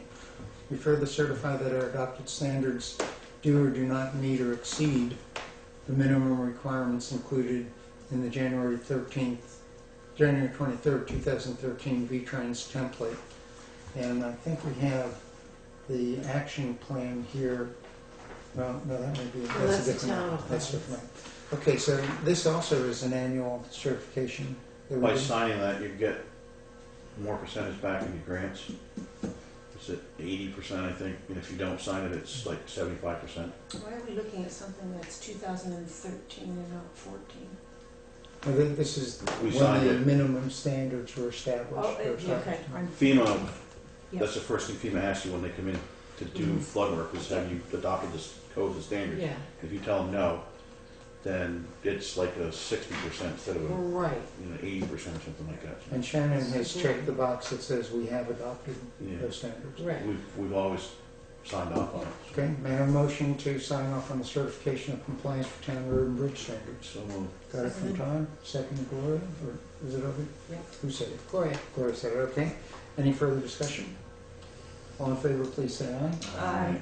No opposition, abstentions? Did you say aye? I did say aye. Okay. That might not be a bad idea to get a copy to the town clerk, so it could go into our town record book.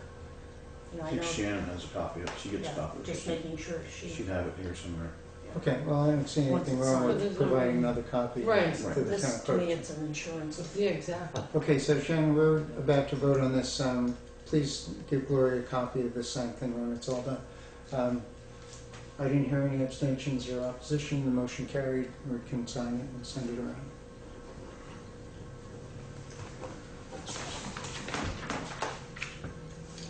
Okay, the next item in new business, you all should have received through the email, and Shannon has here hard copies of the two reports that Wyndham Regional sent to the chairman of the planning commission and to the chairman of the select board. These are the results of projects related to revitalizing southern Vermont's villages, strategies for building strong communities and economic resilience. One of the reports dated May 19th deals with Newfane Village. One deals with Williamsville and South Newfane. And that one was dated May 12th. Has everybody had a chance to look at these reports at all? Does the planning commission have those? It Yeah, I went was to just the gonna planning dig it commission up, as well. but it's small print here, and I don't like that idea. Yeah. You got extra copies? Yeah. I read one part of it, it's quite a long thing, quite a few pages. And I wanted to get a copy that I could just refer to without going onto my iPad, which I'm not that familiar with. The questions that occurred to me when I received it were, did the select board have any involvement in this? it didn't seem like it from reading the reports. It seemed like it was strictly a volunteer group. They worked with Wyndham Regional on it, and I was just wondering if the town officially had any involvement in it. I also sent a copy of the thing to, Indirectly through John. I'm sorry, can I you? said indirectly, There was nothing formal from the Newfane Correct. Board of Selectmen on that. right.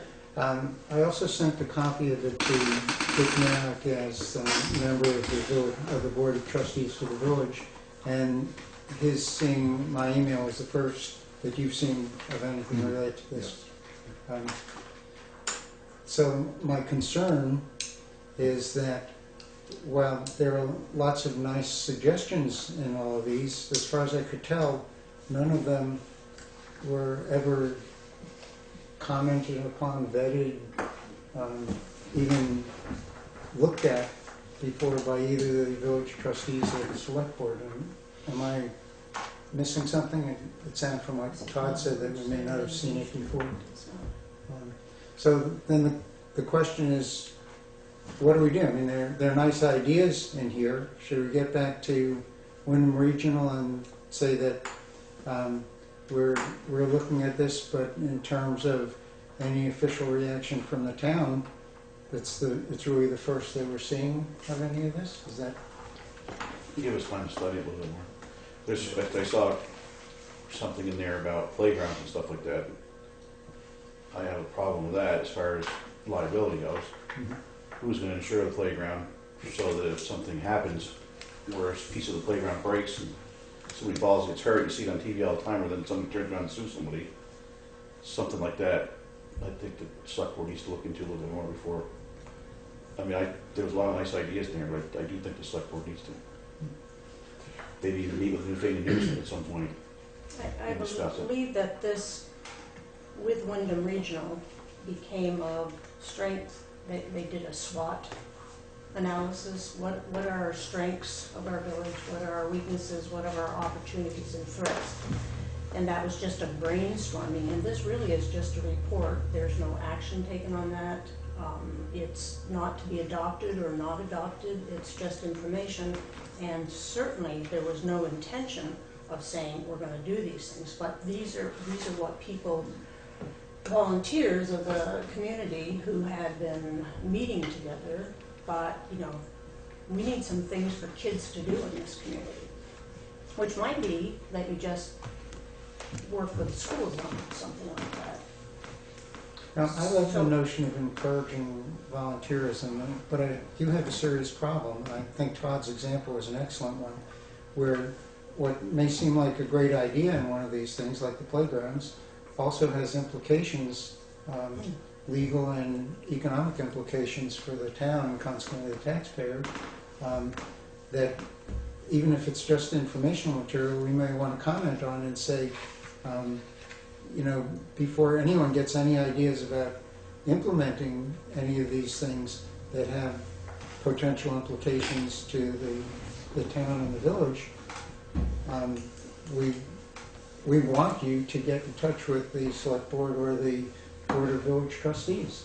Volunteers are all good and wonderful, but if someone chooses to do something on this that's going to have implications for the town, it seems to me we have a responsibility to vet it and say whether we think it's a good idea from the town perspective or not. So, what you were saying earlier is that through you and John, Yeah, prior we- chair, so this is not village center designation, and did this arise out of the same discussions and so on? And is this something that should be in the hands of the planning commission? I'm actually confused.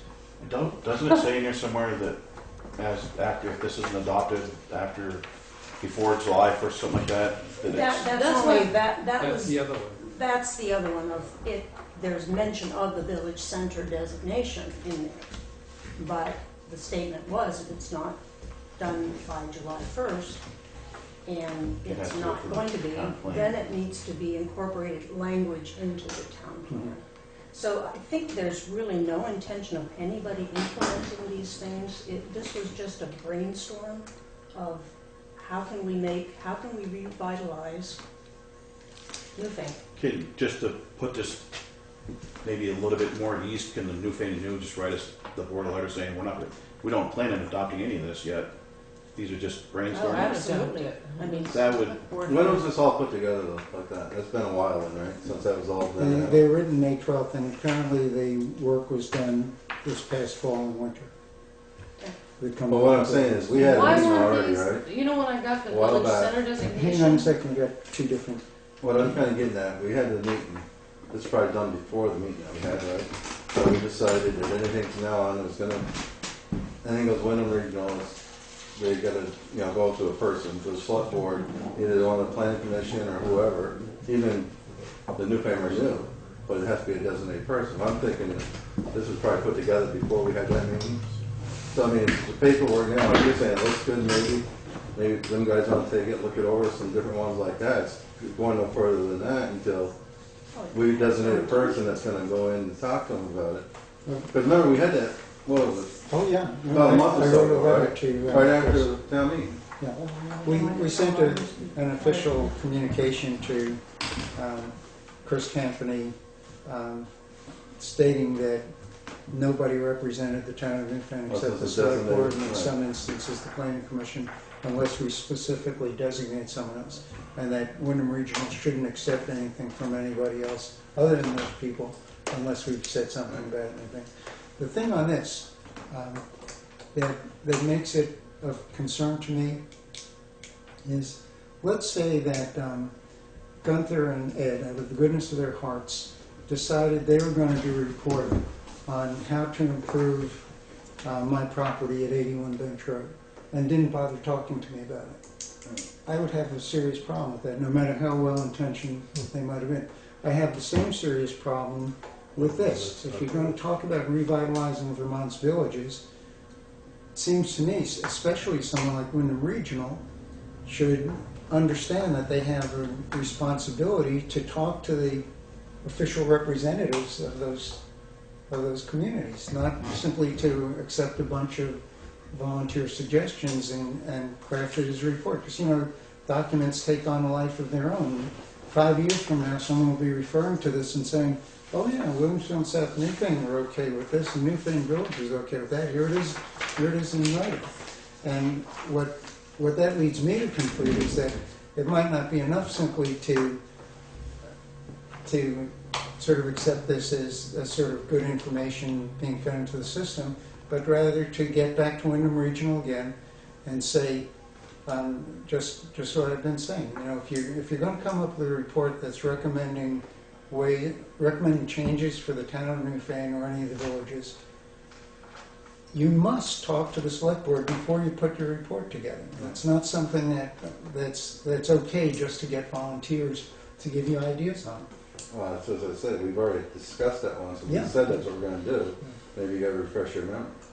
Maybe that's all it is, just, you know, we But, sent you a yeah. letter about this. But also invite you people to be upfront with it. Invite somebody on the board to join in the discussion in the beginning. So you know what's going on, and then get the report in a timely manner, not waiting months later. I can't understand that. So we just ignored it as far as we're concerned. We had enough to do. Yeah, We have just postponed it until we haven't acted on. I'm talking about the other thing. okay, but The we'll stick village with these court. things for a moment. Would it be valuable to send Chris Campany another letter saying we received these reports? We're quite concerned that none of the official representatives of either Newfane or Newfane Village were approached to be brought into the discussions of this at the beginning, and we feel that's not an appropriate way to proceed. As far as we can tell, there is never any outreach to the elected officials of the village or the town to do anything related to this. And we have a problem with it. Would you like to come and talk to us about it? Does that something like that make sense? Or Gloria, how did it work with you and John before? I mean, was John acting as select board, or was he just the volunteer? Or? well, you know, that's hard to say. When we first started the group, John was one who agreed to come to that. Yeah. He was always on the email list. So, It's too bad it wasn't kind of kept brought up as it was going along. We wouldn't be here. Well, yeah, because the rest of us had no idea that any of I had this no was idea that- happening. I knew that, you know, somebody said you were on it, which is fine. But I didn't know John was on it. I don't understand why he didn't bring it up as chairman of the board. from day one, was with the group. And I think the volunteers put a lot of time into it.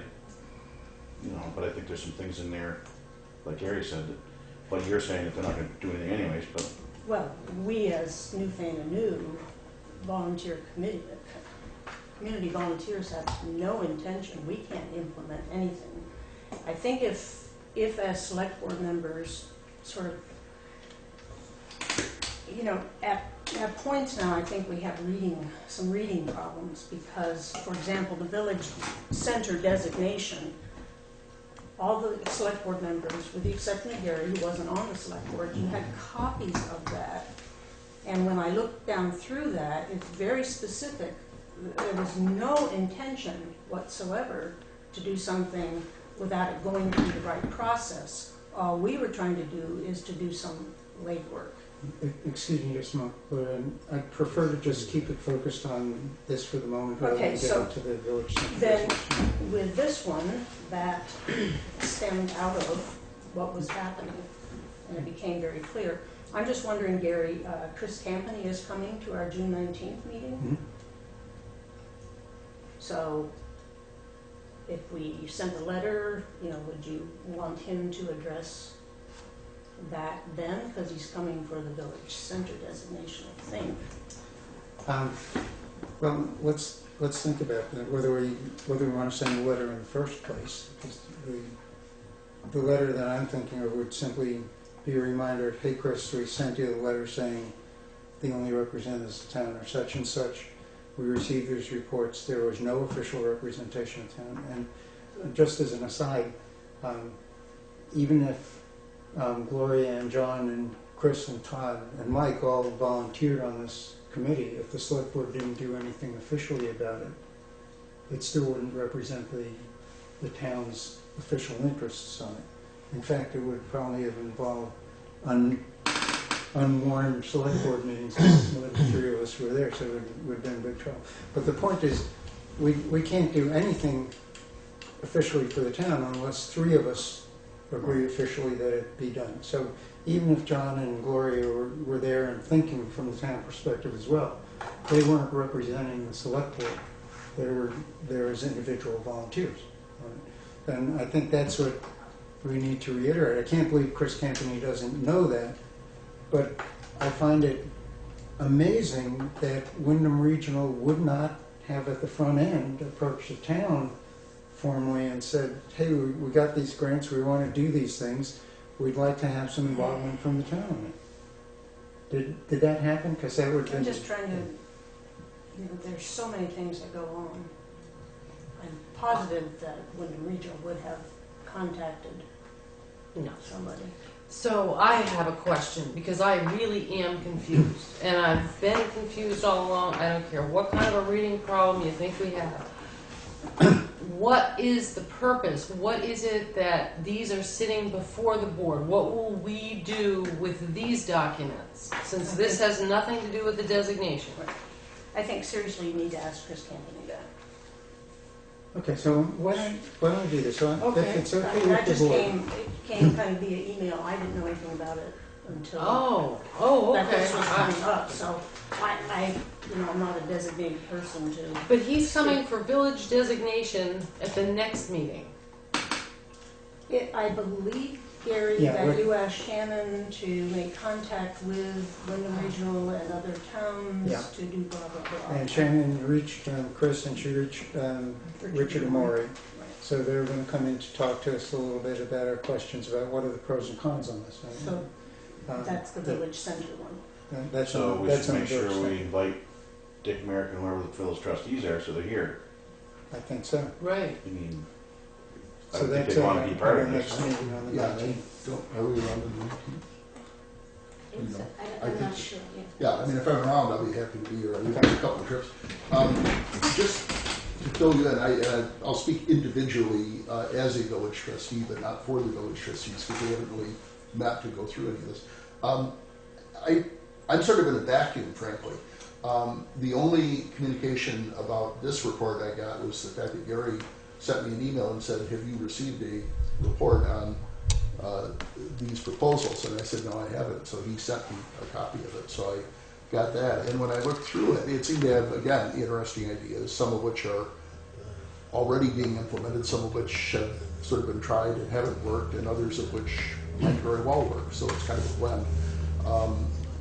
But it didn't seem to recognize in the part pertaining to Newfane Village the fact that the village is a separate political entity and has a separate board of trustees, and therefore has some interest in the village as a distinct entity.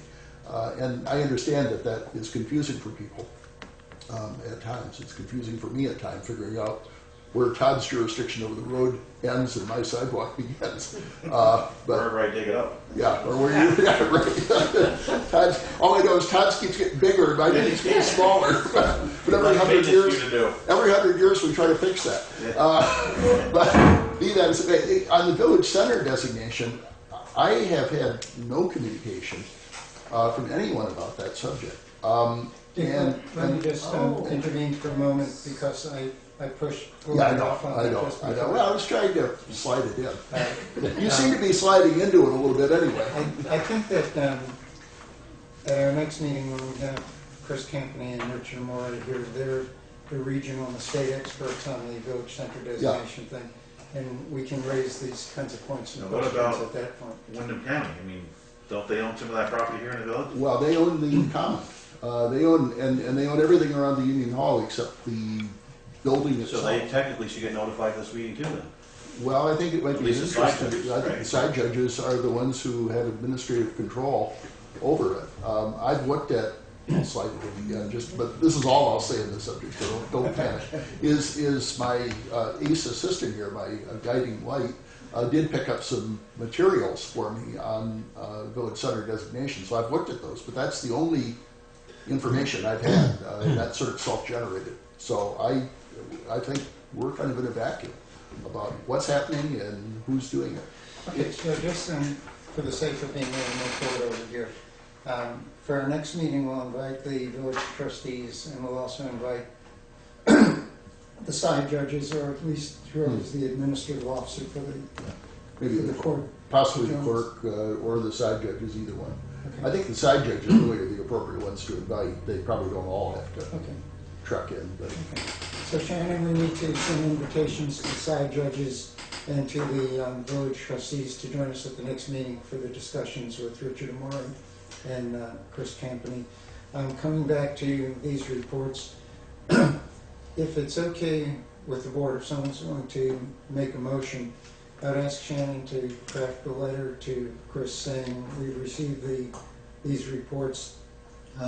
We have a basic concern with it, and that's that no matter how well intentioned they were, there's no involvement of any official representatives of either the town or the village as this was being developed.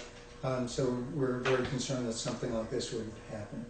Does that kind of thing make sense? If it does, someone wanted to make a motion to that effect, and we'll get a letter out. And we can ask him if he'd like to address that at the next meeting as well, that'd be fine. Got a motion from John, got a second from Chris. Further discussion?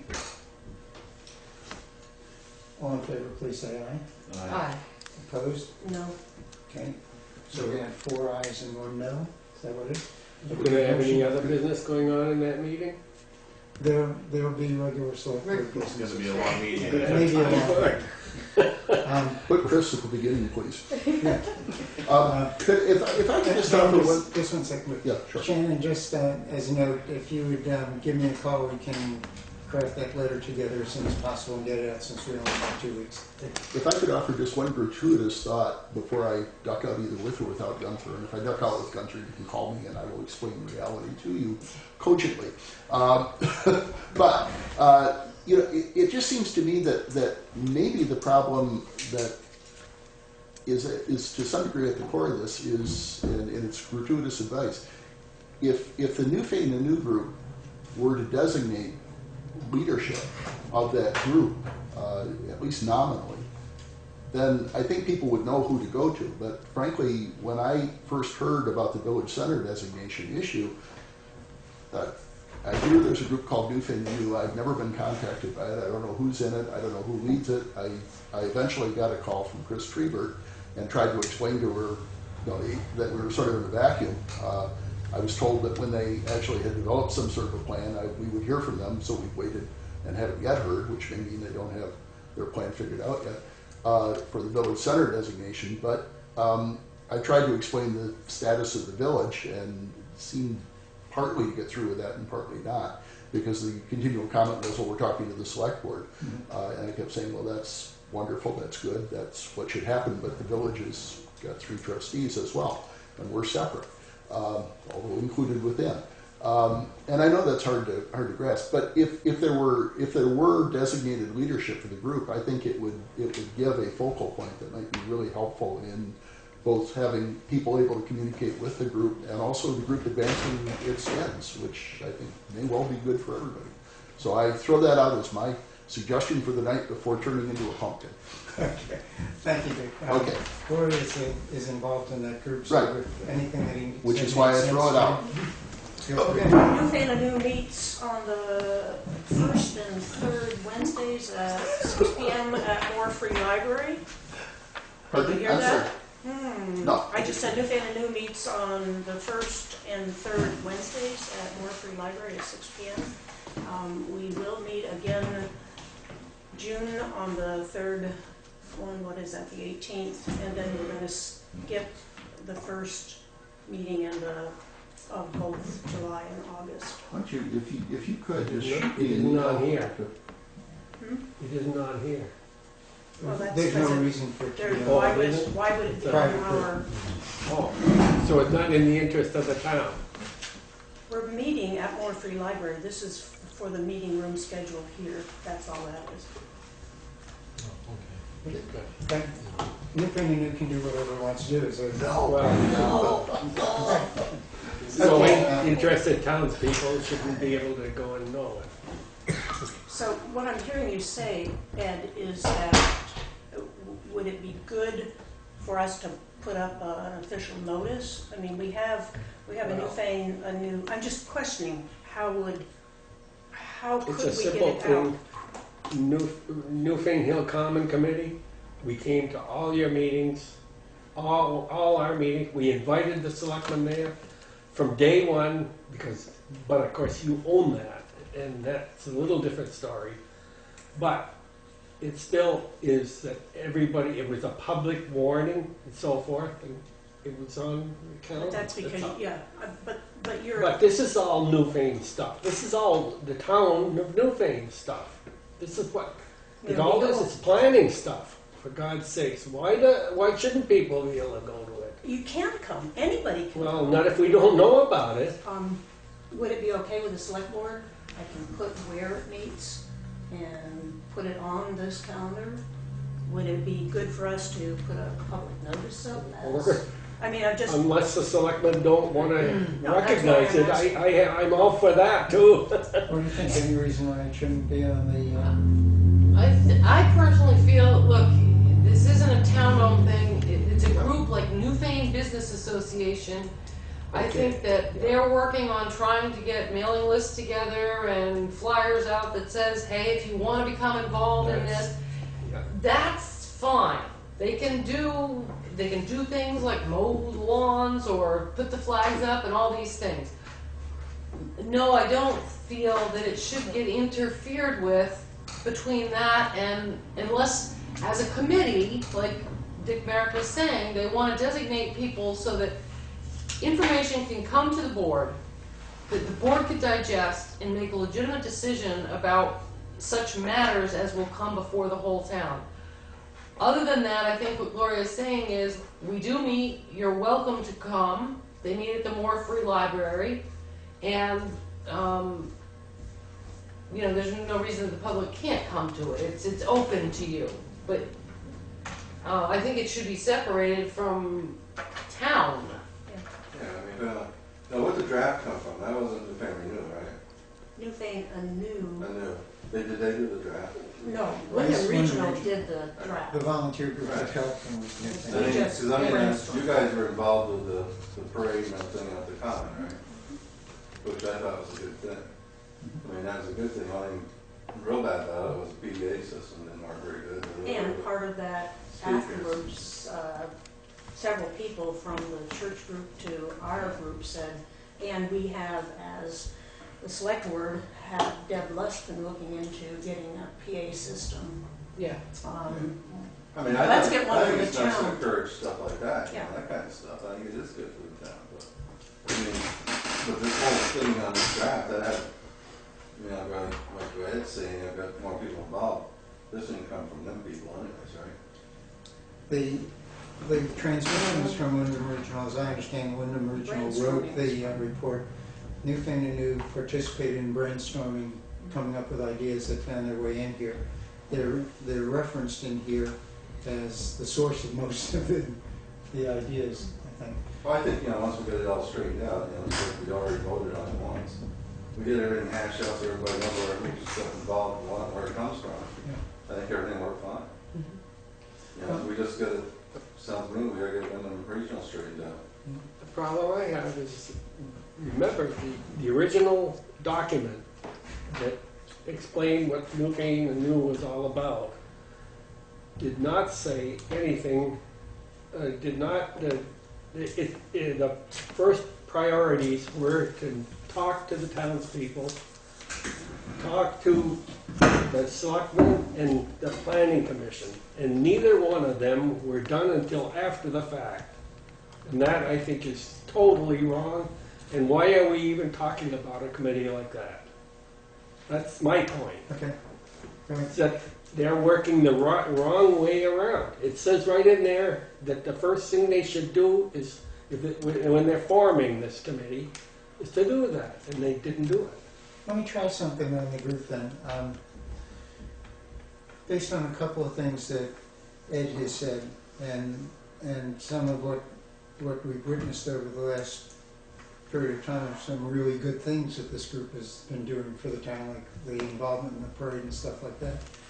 I wonder if it would make sense to extend an invitation to the group to send a representative to a select board meeting from time to time, to let us know what they're doing and if there are ways in which they think we could be supportive, or that they have some thoughts on cooperative efforts with the town.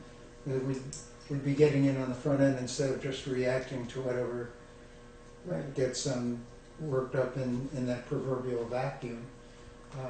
If that would make sense, it doesn't have to be a formal thing, just like being a scheduled member of the public. One of the scheduled members of the public is Joe Jones from Newfane and New, who's going to give an update on what's going on. Is it something like that? So you're saying like they had like the event up there, like Memorial Day, or if they have a concert at the front of the courthouse, something like that, just come and let us know on this weekend they're gonna have something like that. Or just whatever it is that is on their mind for, I think we should assume the best and most appropriate motives for everybody involved in all this on all sides of the issue. All this suggestion would be to create an opportunity, if the group would like to do it, so once in a while touch base with the select board, let us know what's going on. Is there anything that you have coming up, or that you're thinking that might have some implications for the town and the townspeople? If so, give us a heads up on it, that kind of thing. Are there any ways that you think the select board can be helpful on some specific project you have going on? Raise the issue and let's talk about it. So that we create some sort of, some element of cooperation in here. I mean, like on this report, I think, even though there are some implications, like legal implications and safety implications and things like that, that by and large, it was a result of well-meaning people coming up with a bunch of ideas that they thought would be good for them. My only objection to it is the very serious one, which is that it was just private people coming up with these ideas, and nobody in a position of responsibility in the town was ever given a chance to participate and indicate whether there are serious implications of safety or legality or something. No, Mike? since Newfane and New is a standing committee, Not of the town. it's not just of the a town, private but it is a committee, a group, would it make sense for them to automatically send minutes of their meetings to the select board? They have to have meetings, minutes. That's up to them. I mean, there must be hundreds of groups in the area that don't send minutes to But select this board. eventually affects the town and the select board, No. in a manner. Well, go ahead. I would beg to differ. I think that's what the issue is here. Look, like I said, this group can get together and do beautiful things because the flags, they look beautiful. There's a lot of things that this group and in the older Newfane Business Association has done for this town. A lot of volunteer effort. What I think I, as a board member, are saying is that in regard to things that the board, or in the case of Newfane Village with the trustees, because there is a distinct, a uniform designation there, when issues that are being brought up and that have been gone on for months and months without any knowledge to the trustees or to the board, but yet it would be the trustees or the board who would be the decision-making of Newfane Village Center designation or whatever it is, that then is something that should come before the board. So you We should absolutely be involved in you that. wouldn't suggest getting a constant flow of information? No, Okay, I don't think it's necessary. all right. Pete, welcome. I was at the school meeting, and I figured as long as I got my feet wet, I might as well get muddy too. I thought you just couldn't sleep and that's I came in the middle of this thing, and I probably shouldn't open my mouth, but what I would suggest at this particular point, from what I think the tenor of the discussion is that you get together with them as a body, and as many of them as possible as a body, talk about things for a while and decide how your contact might be organized from that point forward, rather than just, I think that's Because what I- he said. yeah, because I think that one representative of a group may not be representative of a group, if you see what I mean. It may not.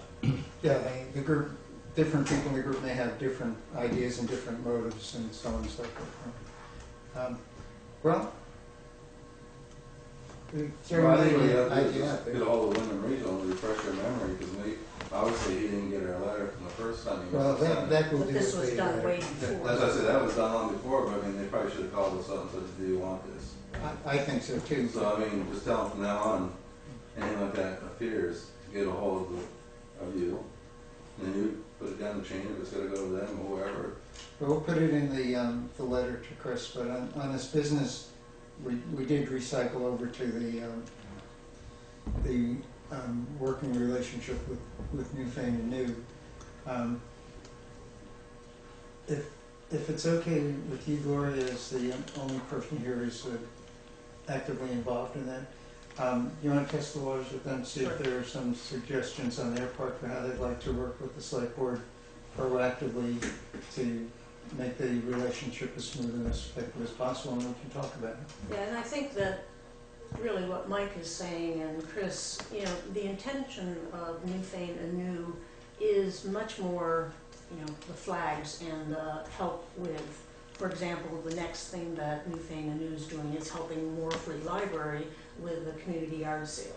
So I think it's unfortunate that in the initial process, and part of it came when I interacted with John Mack, it was, you know, just keep going with that. And I should have, as the select board member, pulled it out sooner. But I did interact with him on that. So if we could, maybe as a select board, look at Newfane anew, not so much, yeah, we did that, we didn't bring the select board, same thing. We did bring village designation, center designation, way before the last meeting, or the one that I had to recuse myself from. It came up at least one or two other times with the previous select board. But again, if we could just kind of let that, you know, we understand, and we just go forward on the positive. You know, we all want to see Newfane be revitalized. The cultural events, I think, we're particularly interested in. I miss the concerts in the park. Or on the common. Okay, so, Well, I'd make a motion to go with Gary, like it says on this, to send Wyndham Regional, whoever did the draft, have Shannon do a letter to them. we did that. We've already We did done that that. motion. We- We voted on it. We're all set. Yeah, so we're all I'm not set. listening to that now. That's all right. It's gonna be a long night. Your vote carried. I'll move that again. Trouble, it's a long night. So on the rest of this, you know, my sense is that everybody wants to move forward as constructively as we can. I think that has to involve any volunteer group recognizing its own limitations and its need to get the official okay from the people in the town or the village who have the responsibility to act on the part of the town or village where that's appropriate. So, for instance, on something like this where there are a bunch of recommendations, whether the intention is for that to go anywhere other than just be a nice set of recommendations sitting on someone's desk, there is a mistake made from my perspective, on the part of both the Wyndham Regional and Newfane and New, of not coming in front of the select board and making very clear, hey, we've been asked to make some recommendations. That's really what I Can you just do that? said. I know. Okay, so that's what we're going to try to do, and if it turns out that Newfane and New would like to be scheduled members of the public from time to time, I great. think we'd probably have some. If there's a feeling that some broader meeting like Pete suggested might be valuable, that's also great, and we'll deal with whatever comes up. Okay? And if any of you want to be on the email list, I mean, Chris, you're still on there. Yes. Okay, can we move on then? Another item of new business that's not on here, but we alluded to before and have the paperwork here, is the new sheriff's contract. So we talked earlier about asking Shannon to make that available to everybody. We'll put it on the agenda for the next meeting Right. and make a decision then. Yes. Okay, good. Any other new business that we should be addressing? Okay, old business, Lynch Bridge. Anything It's coming on along. that? The beams are all in place. They've got to put the railings on it. They're going to pave it. They were talking about paving it next week sometime. Really? Yeah, talking about maybe Monday. Wow, that's quick. So then they'll have to put the railings on it, and the bridge to know where it'll be done. Exactly. Okay. Any questions for Todd on Lynch Bridge? Okay, the BCA meeting. I asked Shannon to put this on the agenda. You guys recall at the last meeting we voted to ask for a BCA meeting. At that session, Gloria said as town clerk she would go ahead and warn the meeting. Subsequently, she changed her mind and decided not to do it. So I sent out a warning, which you all should have received by the authority of being a select board member. It's one of the few things select board members can do on their own. It's called a BCA meeting. And that meeting has been duly warned. We'll be getting together on June 11th at 6 o'clock here in the town offices to discuss voter concerns about elections brought to the select board, the BCA's authority and responsibilities relative to elections, and creation of a committee to make recommendations for assuring voter confidence in the election process. So that meeting will be coming about. I sincerely hope that all of us will be able to make it. A couple of people I spoke to about the last meeting expressed concern that so many members of the BCA, including me, didn't get there. So if there's anything that we can do to clear our schedules to make it for that, please do that. Gary, can you, you weren't here and Richard couldn't be here, but everybody else was. Greg wasn't here, Marion Clarkson Marion wasn't Clarkson here. wasn't here. Marion Wasn't Clarkson wasn't here. No. Apparently There was one more, but I can't remember who it was now. There's like 5 that weren't here. Yep, you're right. So, you know, a fair number of people. But again, Gary, you've got to remember, you're the one who chose that date, so. very specifically, you chose the 15th to meet. Yeah, because I thought it was important that the group Right. go ahead. What I didn't anticipate was that the concerns would just be blown off by the group. At any rate, we'll talk about it at the next meeting. Okay, HMGP demolition. Is there anything more in that other than what Shannon mentioned in her report? No, I don't think so. Okay. Other old business. Vacancies, I think I sent an email out to you that I posted the vacancies, and we have Gary Delius, who is interested in going on the planning commission, and we have Richard Taylor, who's interested in being an alternate. Shannon gave, actually I talked to Bob McCandless, who gave, or Tristram had called him, and he had given Tristram Gary's contact information, but as of Wednesday, last night, Tristram has not contacted him. So I think it has to be a recommendation from the planning commission that they interact with, but we've got somebody very willing to. And Tristram had asked Bob to be on it, but Bob doesn't have time, but Gary does.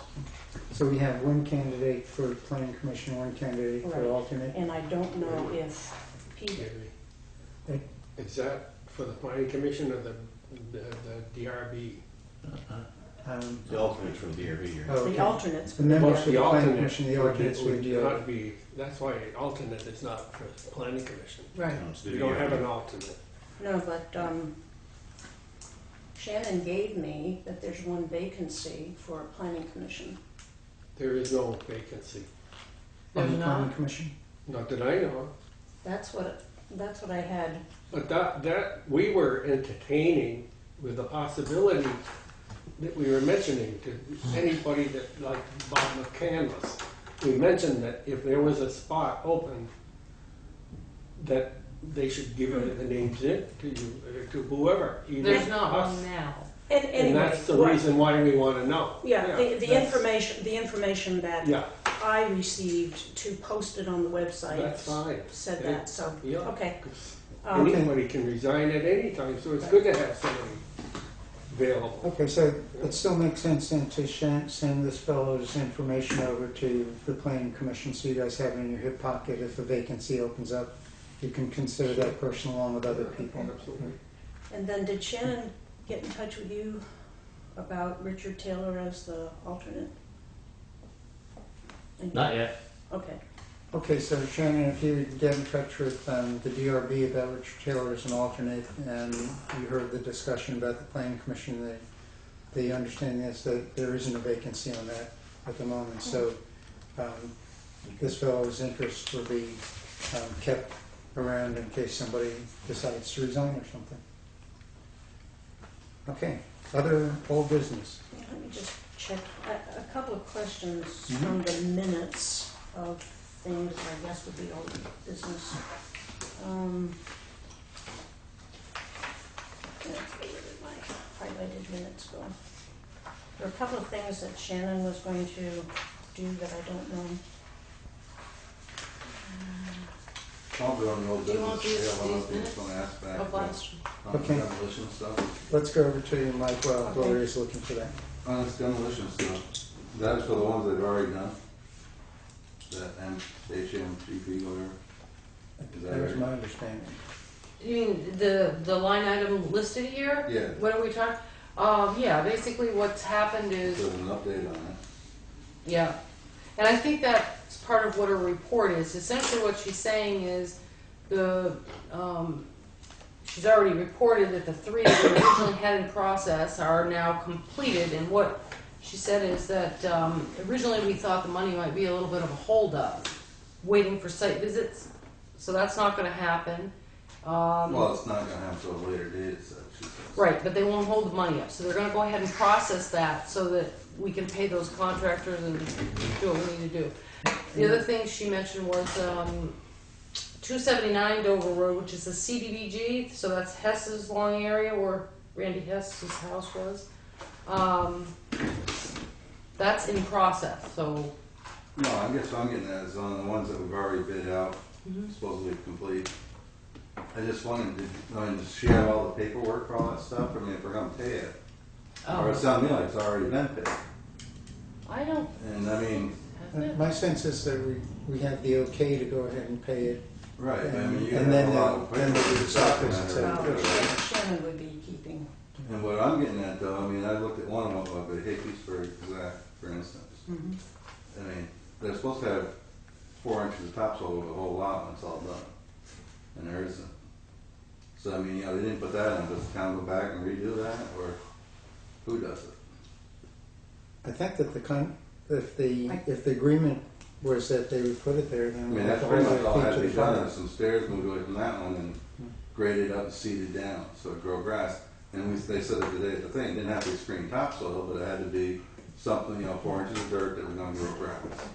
What if we do this then? If we ask Shannon to touch base with who the knowledgeable people and see. What I'm kind of saying too is like they come down from this FEMA thing, right? Yeah, They come in and want to see all your paperwork. I know you're supposed to have all these manifests yeah. because, you know, I just did some up in Wardsboro too. Yeah. You have to have certificates from the guys that close the wells. I mean, they gotta have septic guys, a certificate because it's all gonna be documented where all this stuff went. So it sounds like you're bringing up a couple of points. The documentation is one, that we have all the documentation. And the other, just as important, maybe more important, is that the work that was supposed to be done was actually done. It was supposed to be 4 inch of topsoil, that there is 4 inches there. Maybe what we can do is ask Shannon to review with us what the requirements were and what her assessment is of what's been met and what still remains to be done. And But isn't that, I mean, if they're gonna go ahead and pay the money out, Well, the town pays the money. town will pay the money.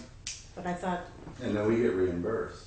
so they're not gonna open up the reimbursement until they actually. Well, if you don't have all the paperwork go along with it, no, the town That's back. not my question, are they going to allow that paperwork to go through before they inspect the actual site? That's kind of the hint that I had. That's what Shannon's report Shannon's seems report's saying, and maybe what I would recommend is that we do a site visit or discuss with Shannon those items, just to make sure that everything is in order. Yeah, I mean, I think that's fine. Yeah, I would expect Shannon has that, but it really would behoove us to. What if we do this? What if we ask Shannon to set up site visit for a couple of us to go to those sites and review what needed to be done and what's been done and what, if anything, remains to be done? So we don't have to warn it as a full select board meeting or something like that. That'd be okay? Chris, would you be a logical person on that? Who else? Todd, would you be the logical person on that? Or I haven't been involved in any of it, so. Mike, would you be able to perhaps make something like that to bring your? I'll go along with them, but they don't know where it is, so it doesn't. Yeah. Yeah, it doesn't kind of makes me like that. I mean, even saying something kind of makes it like that, but I mean, it's Yeah, just. I don't think it would. All I'm saying is, I did some up there, and there's a lot more paperwork than was let on down here to believe what's supposed to be done. Okay, so we need to work with Shannon to make sure we have all the paperwork that's necessary, and also set up site visit. Chris, you'll be our principal select board member I for the can site certainly do that. visit, and Gloria, you want to go along? Sure. Okay, so Chris and Gloria perhaps will do that. Okay, so Shannon, please set up that site visit as soon as it's convenient for the three of you. We ought to know by our next select board meeting then where we stand on the paperwork, that we're comfortable that everything that needs to be done is done, all the documentation is in. Now, if three of you are going to go, you need to warn them. Only two. If Only three of two? us will go, Oh. then we need to learn. Well, okay, right. Okay, any other old business? Yeah. Well, there is a meeting tomorrow that you might want to go to in Hickey Bridge, 11 o'clock. Meeting with the state and water resources. Shannon just emailed it to me yesterday. 11 a.m. Hickey Bridge? Yeah.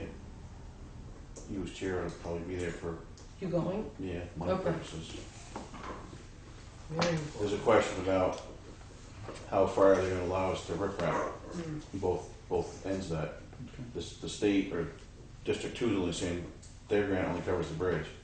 Doesn't cover up above, doesn't cover down below. And Todd B says, well, then I'm not gonna give you a grant because I want it up to we're downriver, so they're supposed to have gotten a hold of Alan, is it Portalupe, Yeah, from Gordon. the state. Yeah, Porta Lupi. I think he's maybe coming down, or they may have an answer from him, but anyway, some meetings tomorrow at 11. Okay, I'll try to do those later. Okay, so that's, that was one of the questions that was said that Shannon would contact him, that Alec. Question about the emergency management plan, which I think is much more extensive than anything I've seen prior to this year. We used to get like about a 6-page handout, and it just said that we were that.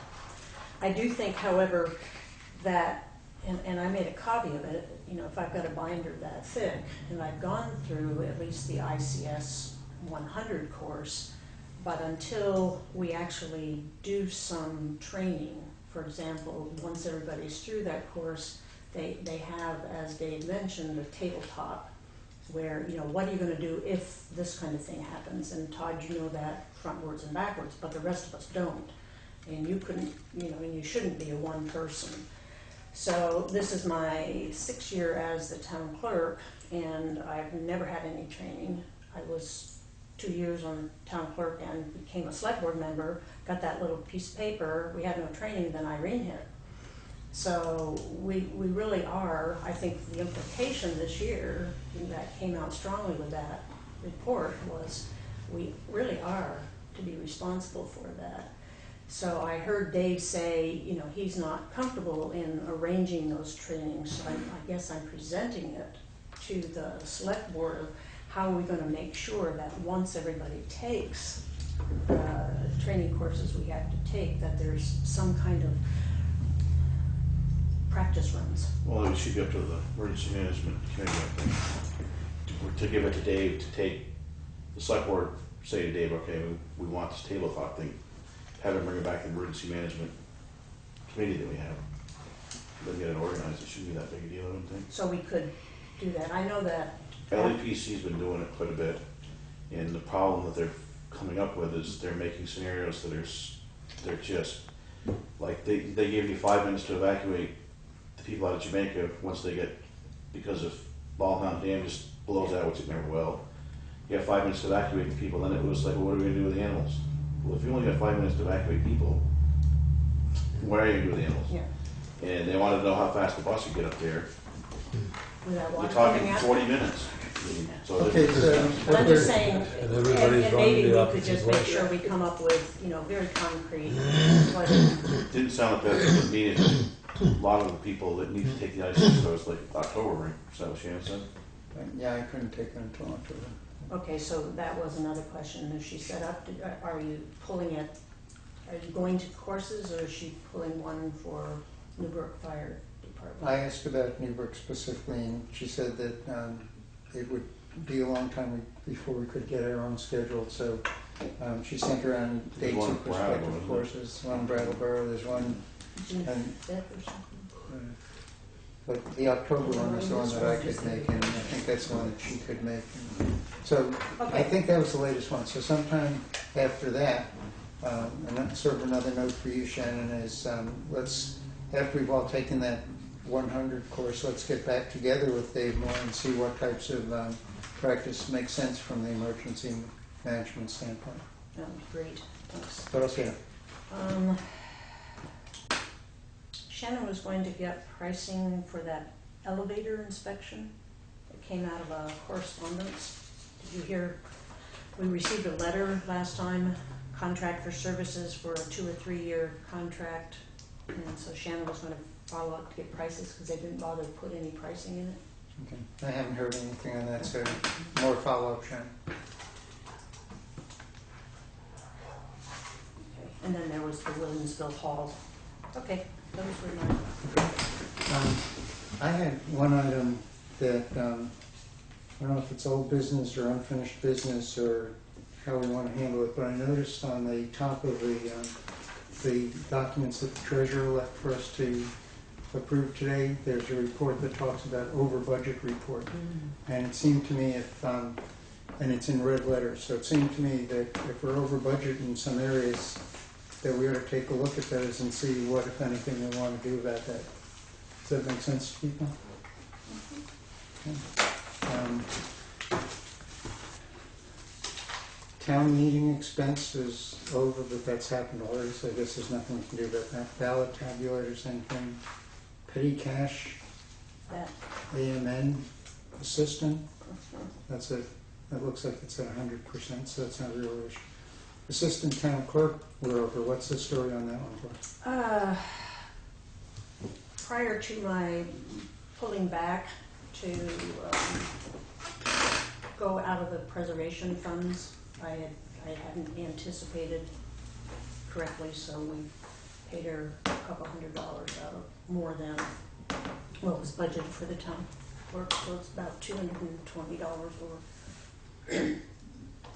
But from this point through the end of the fiscal year, she's just not going to be working then if we don't have any money left? No, it would probably be paid out of the preservation, because she does 85, 90%. Well, then why couldn't we take the $200 out of the preservation, pay that back? Because, well, I certainly think that we can, but the last time I asked for that to happen, we just said, and the rest of the select board said, no, don't do that, so. Because when I talked to the auditor, he said, you know, you can just let it go through here, you know you've got the money here, but we would be pulling it from one account to the other, and that's fine to do, as long as the select board opts to do that. But then she would have to be working strictly records from this point on until July 1st. Yeah, which is very limited. And I've got a question about that though. If, say we budgeted $100 for assistant town clerk or whatever the amount is, we have a responsibility to make that $100 take us through the year. And if we don't have us take it through the year, I don't think we should glibly say, well, let's take the money from someplace else, because, you know, theoretically, we have, not theoretically, we have a responsibility to manage our budget. So, in my personal view, and I don't know what you guys would say about one way or the other, is if we're over on the assistant town clerk budget at the moment, we say that for the next month, you don't have an assistant town clerk. It seems black and white to me, because we budgeted $100, $1,000, $10,000, whatever it was, and we went through it faster than we should have. But I don't think that means that we necessarily should be taking other town money and bailing out that overage on that. Does that make sense to people? Well, the problem with the assistant town clerk is, if Gloria happens to be out of the office and the phone rings, the phone has to be answered somehow. Now, does that assistant clerk sign out on the record keeping and sign into the town clerk, hangs up the phone, signs out as town clerk, signs in as record keeper? You've got to have a certain amount of leeway there. You know, if you're going to strictly allocate. My thinking is that you're raising reasonable and legitimate questions. The way I would have approached it is, if I'm out of money, instead of having the board make up for that overage by taking the money from someplace else to keep the town clerk there, is I put in a message on the answering machine. I'm temporarily away from this. Please leave a message. I'll get back to you as soon as I can. Don't need assistant town clerk for that.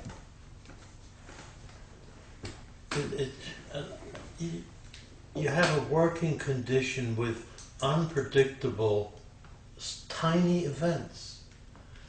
You can't run an office that way. You've got to be reasonable in things, and you've got to make allowance for a little bit of overage. And it's $5 here and 70 cents there, and things. It gets to be unmanageable. So you're better off realizing that you might have an overage, but you have the money anyway. It's just that from a basic efficient operation of an office, it makes sense to be able to intermingle funds, especially since the fund is available and the person really doesn't move from that task to answer the phone for 2 But minutes. Gunther, that should have been going on this year. If we were gonna do that, then Okay, this should have been going on, and it hasn't been going on. okay, And yes. Gloria, you even admit that we talked about this last year, budget time, because you were over. And we said we can't keep doing this. I think you remember that, because it came up as how can yours, however many dollars, it doesn't matter how many dollars over, and you said you just spaced it out. I remember John specifically saying, well, we can't just keep doing this. You remember that conversation? I do remember. I do think that we clearly need to look at the dollar amount that is within the, the whole realm of things. I seldom, if anything, like right now, $220. I'm sorry, but things happen. And when the whole thing last year was, oh, you're 50% over your budget. I mean, the select board had budgeted only $1,500. And our auditors say every year, make sure that you've got somebody who can take over. That's when irregularities happen. Yeah, but this year when the budget came up, we went down through and we said to you, are you all set with that? And you said, yes, you could do it. So now you're coming back to the board and saying it's our fault. No, I'm not. Because you just said, well, the board only budgeted $1,500. No, that was budget time. That was the year before. Exactly. So from 15, and then to say, oh, you're 50% over, $750. I mean, we, speaking Gary, let's go to the highway department. You said, we're going to take it from here. When the voters of the town of Newfane vote some of that material, that money, and they don't vote it to go buy a trailer for $6,000, but we juggle that money. FEMA paid for that. Okay, But I'm just saying that, but other situations, haven't you kind of taken from one account to go to the other? Let me jump in for just a moment. I think that, Gloria, you're correct that the budget is a planning document, and the board does have the authority to be able to take funds from one part of the budget and use it in another part. Having said that,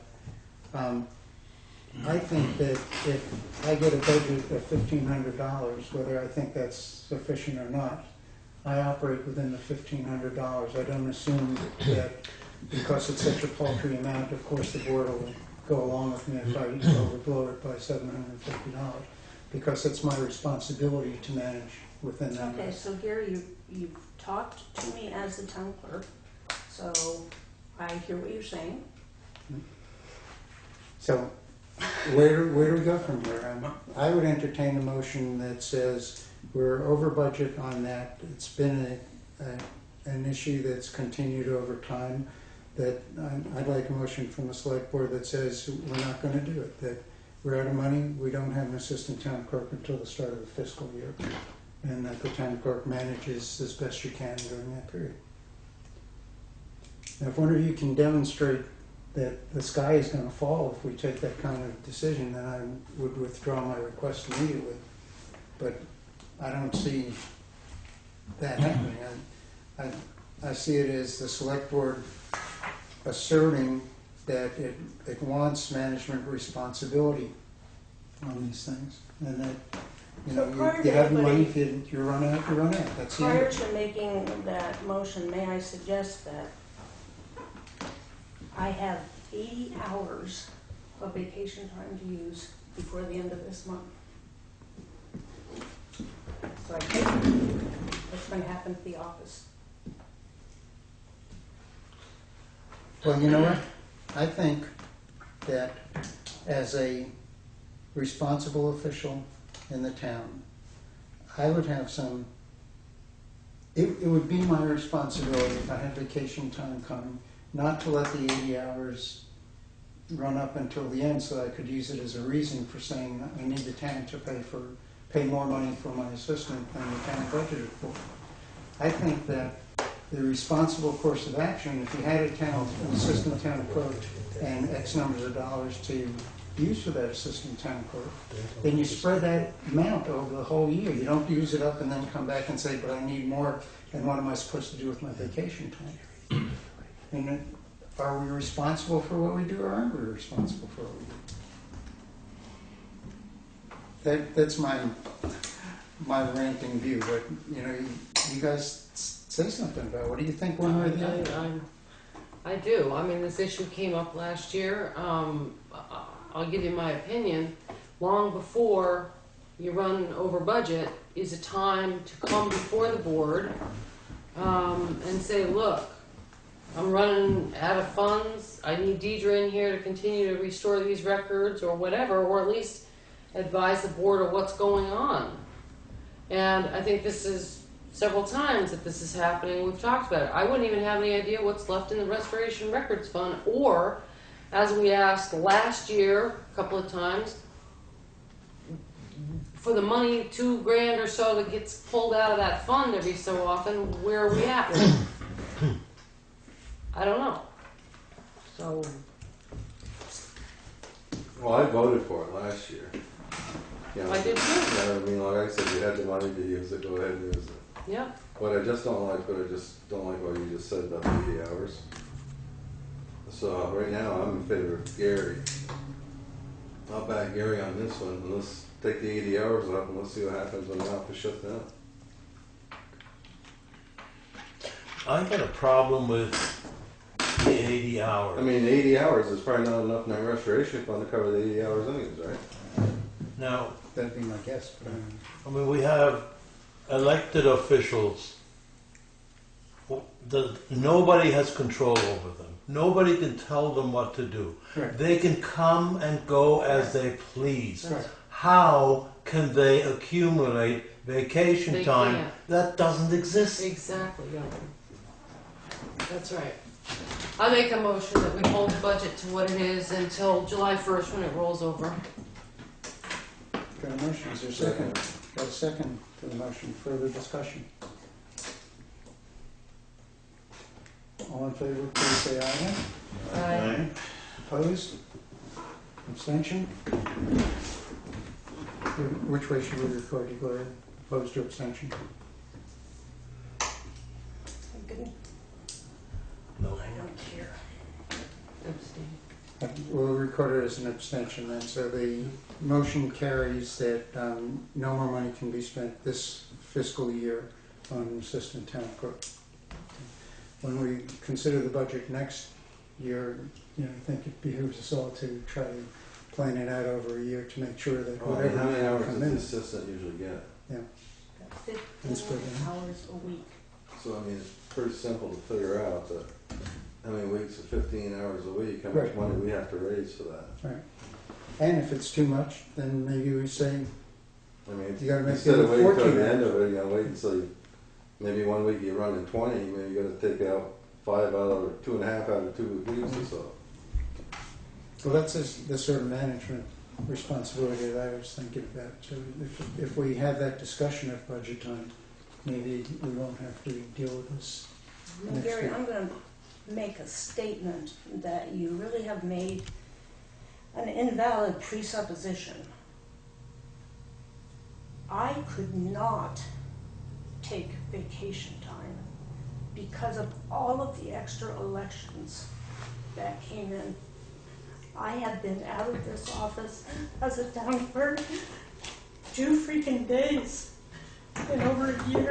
So excuse me, if your accusation of irresponsibility upsets me,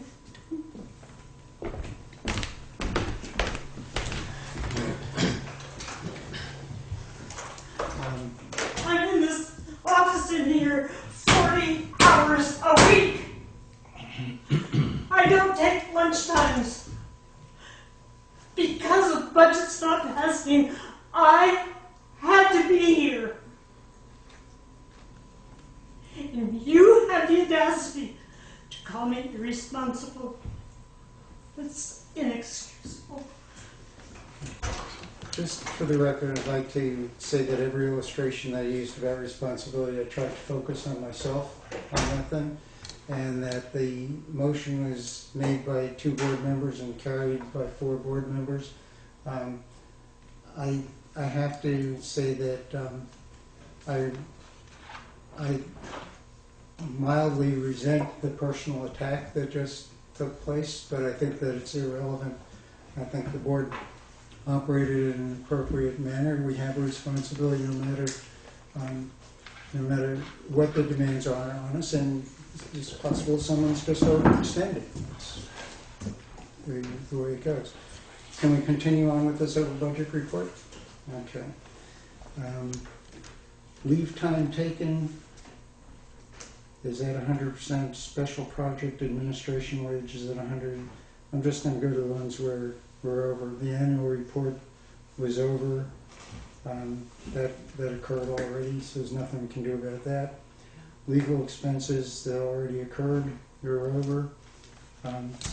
Is there any anticipation of additional legal expenses that we'd have to deal with between now and the end of the month? Never know. We'll never know. I don't, not that I know. Professional audit, we were over by 110%. Does anybody know why that happened? Or, Oh, sure. yeah. Yeah. FEMA issues. We're gonna have another big one this next year, I think, and then we should settle out of that a little. But yeah, we've been running way over. Okay, so we have to get our own auditors in and pay for them to do some of the FEMA required stuff. Is that what Try to anticipate what the costs would be to do some of these audits. And I think we just kept shooting slightly low, trying to be conservative, hoping, we could, and, it ran slightly higher than what we thought. Okay, any other questions about the audit? Let's keep going. Town office mileage, we're at 232%. Whoa. I think to be consistent with what we just went through with the town clerk, we ought to move that we not incur any further town Right. mileage expenses until the start of the fiscal year. May I have a motion? I make a motion to hold the budget on the town mileage. Okay, second? Second. Got a second? Any further discussion? All in favor, please say aye. Aye. Okay, opposed? Abstentions? Motion carries 4-0.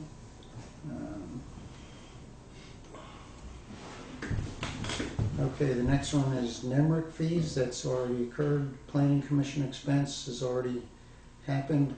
Any likely Planning Commission expenses between now and the end of the fiscal year? Finishing we haven't met because of the 28th was a holiday, so we haven't met for a month now. We meet this Monday, and I don't think we'll get it to you, the bylaws to you prior to your meeting in July, so then that doesn't make any Okay, difference. So we don't charge anything for mileage or salary. Okay. So the only other thing would be the printing of the, Printing. and that's actually your cost. So that isn't even ours. So Right. no, there is nothing. Okay.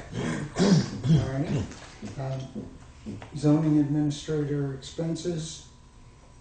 We're at 163%. Have a motion to hold that Yes. as well. Got a motion from Chris, Second. second from Mike. Discussion. All in favor, please say aye. Aye. Aye. Opposed, abstentions, 4-0. We'll hold the level at that. Delinquent tax collector. I don't think we don't have any control. That's supposed to even out, isn't it? Yeah, I That's mean, I think collected. that just code. Okay.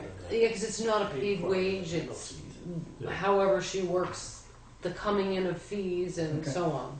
Okay. So what goes out is supposed to be paid for. Certain amount of Fees are fine. percentage, yeah. Okay. Town purchase property tax clear? So that's 100%. So we're okay on that. General insurance was over, and there was nothing we could do about that. Town office cleaning supplies, we're already at 136% on that. Same thing, a motion to hold it at that. Motion from Chris, second from Mike. As long as they got a way to clean the place. Corn cobs. We're cleaning supplies.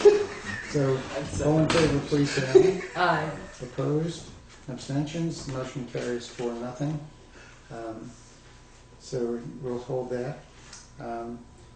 Maybe perhaps instead of going through line by line on the rest of them, we could have one motion that says the select board's determination is that any account that's over at this point in time will be held at that level until the start of the fiscal year.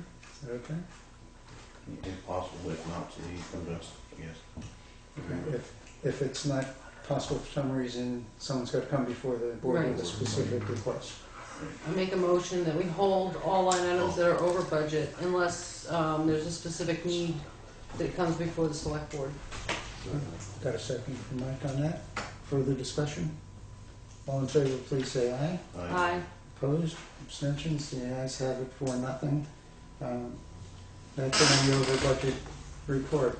Let me apologize to you folks in the audience for the drama that was involved in this. No apologies necessary. You'll have more viewers when this thing becomes public the next couple of days. You'll have people talking about it. Okay, so. We need to convene a board of liquor control. Right. We're going to do that again. Have you gone through the agenda yet? Oh, we're not quite ready for Not that? quite ready. Any other old business? Unfinished business, Grad Pond Dam. Any update on that? Yeah, we just noticed today, Ed called me, that there's some rocks falling out of the wall on the other side. It's not where it was leaking before, it's quite a ways over this way, and it looked like some sort of an animal bored a hole down through like this, the road down to the side, and the water's gonna get down in there. But Mike's gonna go take a look at it with me, see if we can't get that back up where it's supposed to be. But what we fixed is working fine. There's one picture of it. Oh, yeah. This is over towards the left. Right, Towards the parking area. That's that big stone there. And this is the stump right here. This is the last picture I took. Except I had one other. That's a good one. That's this one. Oh, yeah, okay. This is that hole on the causeway. Yeah, I gotta go look at that. You can see it's in the grass, on the edge of the grass, so it's hard to see by looking at it with a vehicle. I had to walk by it to find it. It isn't bad, but a few rocks in there would yell you. Yeah. Okay, so I guess that's it on that. Just keep an eye on it for now. Okay, That's the first picture I took. okay. Thank you. Yeah. Good. Pete? Are minutes being taken of your proceedings? Now? Proceedings? Yeah, we're recording it and Okay. video.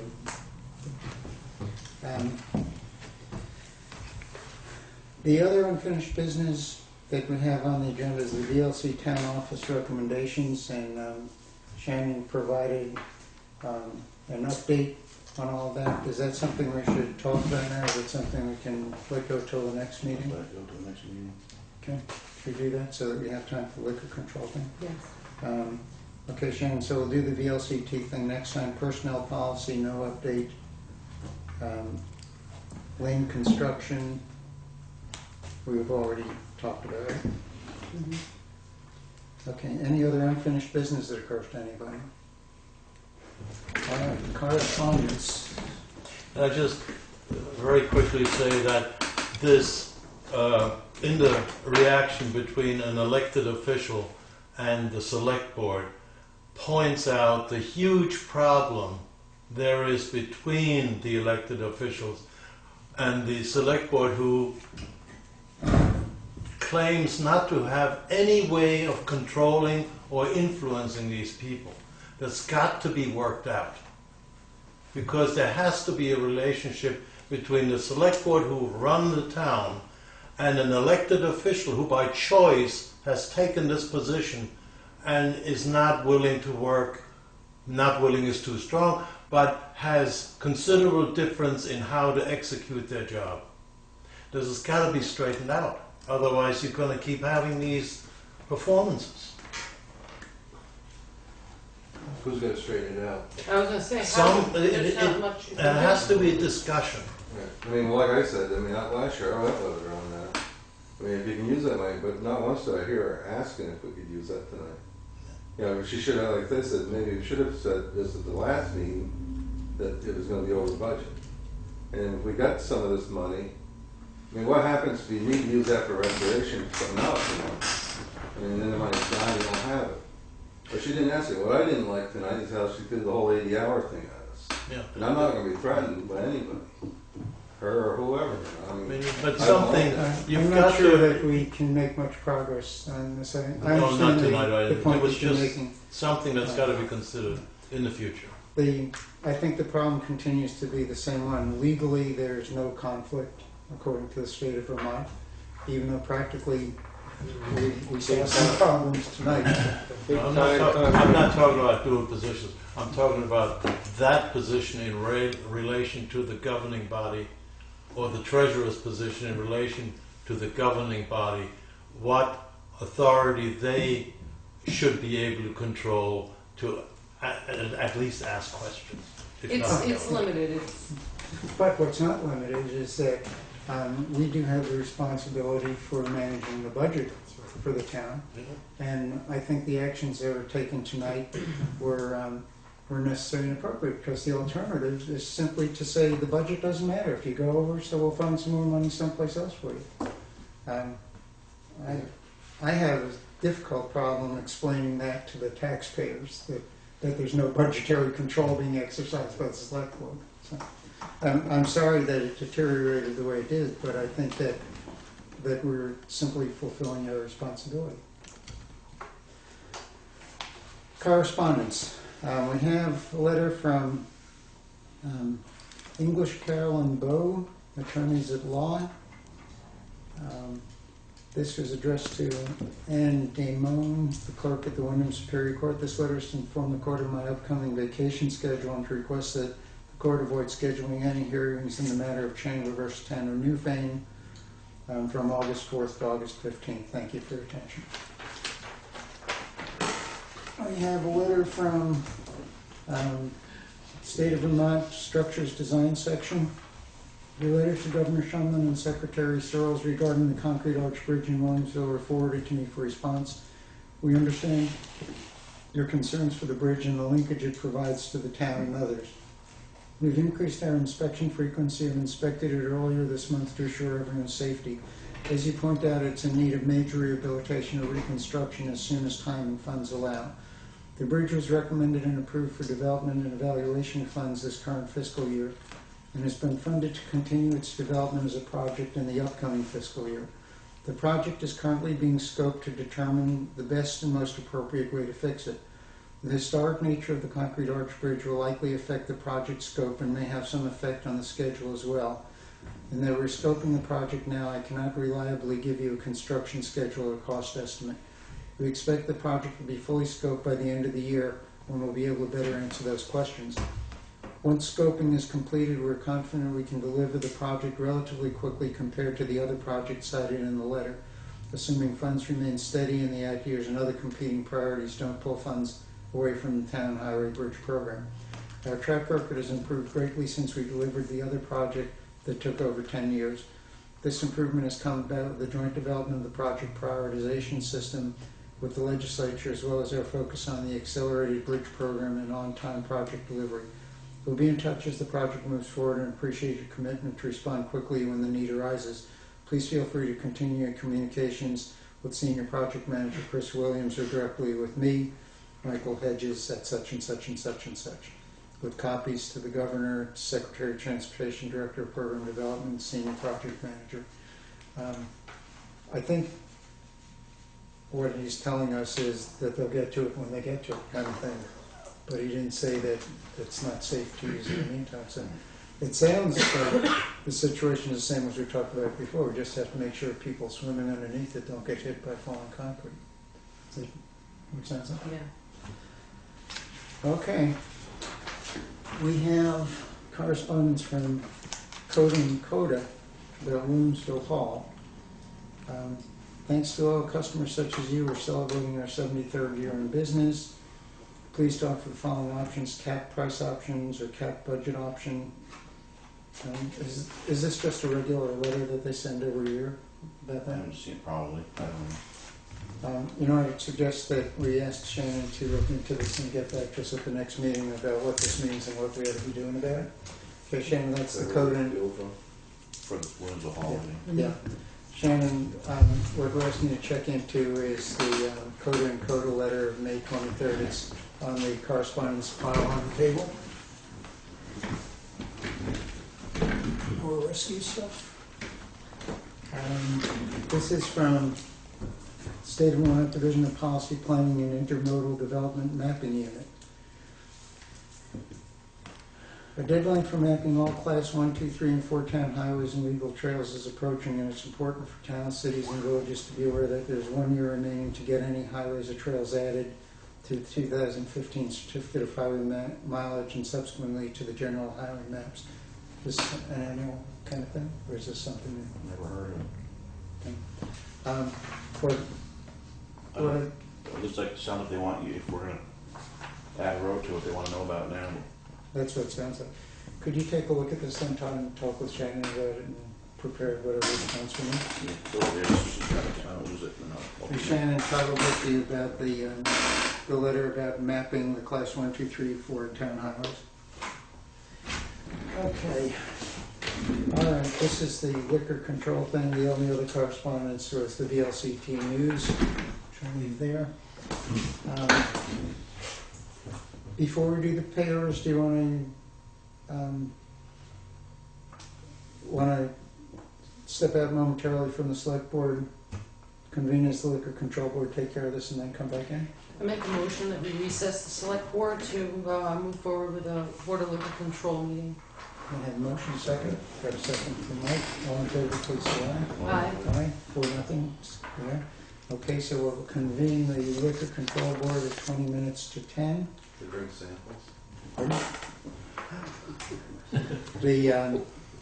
The application before us is first, second class liquor license, the Fitzpatrick Group, Justin C. Fitzpatrick, Newfane Market. This isn't anyone related to you. Please circle the appropriate category. It's second class liquor license, limited liability corporation. Applications hereby made for a license to sell malt and Venus beverages under in accordance with Title VII Vermont statutes annotated. Certified all statements, information, answers are correct and true. The Liquor Control Board may, in its discretion, suspend or revoke such license whenever it's determined that the law or any regulations of the Liquor Control Board have been violated. Misrepresentation is an offense.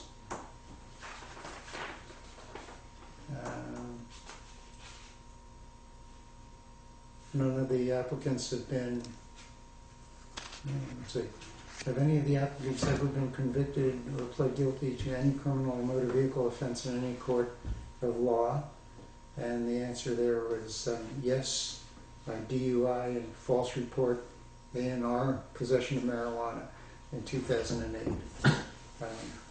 This is the guy who's asking for the license. I think it looks like all that's in there.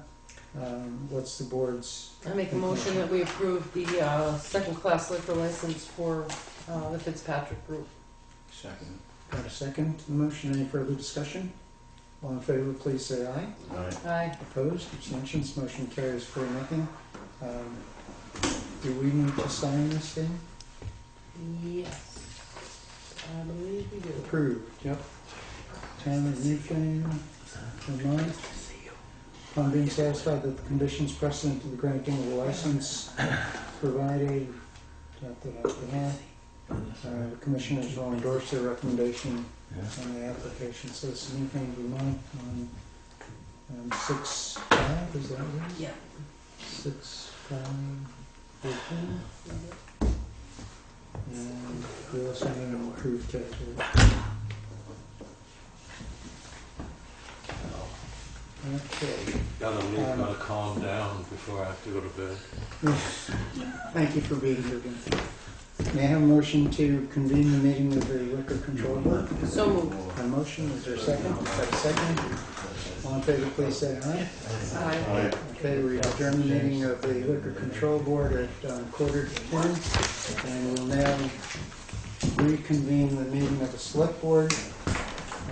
We finished correspondence. Is there anything else that the board should be dealing with before we go to pay orders? Mr. Chairman? Yes, sir. I apologize. I had a couple quick comments. One is it's really nice to see the Lynch Bridge. See them out there seeding today. That was really, and it was a good project, well done, I think. I hook onto that, but I would hope that somehow the board would be able to bring to the attention of contractors and then contractors, their subcontractors, the speed limits on some of the highways that they travel. No comment, no names, no nothing. I don't even know if it was a truck or no. I think it is an area of concern. I've had other people say something to me, and I promised I would bring it to you. Okay. Before you go on, Pete, is it okay with the board if we leave a note for Shannon to make sure that we say something to our contractors about paying attention to speed laws? Mhm. Okay, just the sense of the board, Shannon. Yes, sir. Next. I don't want to raise hell, but I'll raise a little hell. Pavement at Stratton. Yes. A lot better. Yes. And I want to just drop one thought. I know that this thing has been kicked around and kicked around and kicked around and kicked around, but I think we have too many stop signs, or 4 too many stop signs in town. 1 at the covered bridge and 3 in South Newfane. No, 2 in South Newfane. I think that with the Dover Road being the major road and going back to the way it was, I don't think we had that much, or have had that much trouble at that particular intersection with a stop sign on the auger hole. And I think jumping back to the covered bridge, the people are pretty good about sticking their noses in and looking in, not getting into a big tussle in the middle of the bridge. I just think that it's a little over a lot of idling, not a lot, but some, and so forth. There's some things that I don't think are necessary with those stop signs. I agree with you on that one, Dover. On the auger hole, my recollection is that that was part of the state's imposition when they were redoing the South Newfane Bridge. The who? Well, the alcohol, he's not rejecting that one, he's doing the other ones coming from Dover and towards Dover. Oh, I thought you mentioned auger hole as well. I'm sorry. I said leave that would be right. Okay. That's the way it always was, that they always put stop there. Right. He's talking about the one going towards Dover, and then you're coming back, you gotta stop again this way too. I think that was part of the V-Trans, though, when I think Bridge it was a 14 request was from- done. I think it was a request from the people that live right there Oh, when they did that Okay. plan. That's how it incorporated. That's They how had it the came public in. hearings. That's when they got incorporated in there because they wanted it there. But I know one landowner doesn't want it.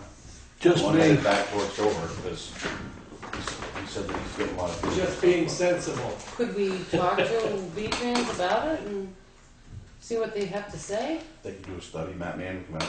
Yeah. When regional, I think, right? Isn't that what Matt does? Yeah, I think so. To talk to him. Yeah. It's a covered bridge. Like you can tell me they want to stop sign on both sides, and it doesn't make any sense. And plus, the state told us not to do that anyways. Yeah. But I don't know. So it sounds like as a start, it would at least be reasonable to ask Wyndham Regional to do a study about the stop signs on the Dover Road. Mm. I went around with Marcos Miller, and we did the signs like a year and a half ago. Yeah. And he said that one at the covered bridge had to stay there. He thought. But I don't know. As I say, Yeah, I know. it's me and a couple of other people I've talked to often. But we can revisit it. There's no reason you can't revisit it. Okay, so Shannon, when you get in touch with Matt Mann at Wyndham Regional and tell him we'd appreciate if you could help us out with a study related to the stop signs along the Dover Road to see if they're still necessary. Thank you. Great. As I came in, there was some discussion going on about Newfane and New, and I understand that there is a document that has Wyndham Regional's name on it in Yeah. regard to that. I wonder if I might have a copy. I am a commissioner for the town of Newfane at Wyndham Regional, and it's something that I know nothing about, and I'd like to go from here. Welcome to the club. The select board knew nothing about it, nor did the village trustees of Newfane Village know anything about it. You're welcome to take these. Do I have, are there several copies, or? This is Yeah. one page. Can't you get yours down at Wyndham Regional? Yeah, I know, oh yeah, but I just sneak. There's One one deals for with Newfane Village. Williamsville, South Newfane, and the other deals with Newfane Village. I'll take a couple minutes. Okay. Okay, pay orders. Unless there's other business that we should be discussing. Everybody had enough tonight? Good night. Thanks a lot. Okay, why don't we do pay orders then? It's a, Mike, you wanna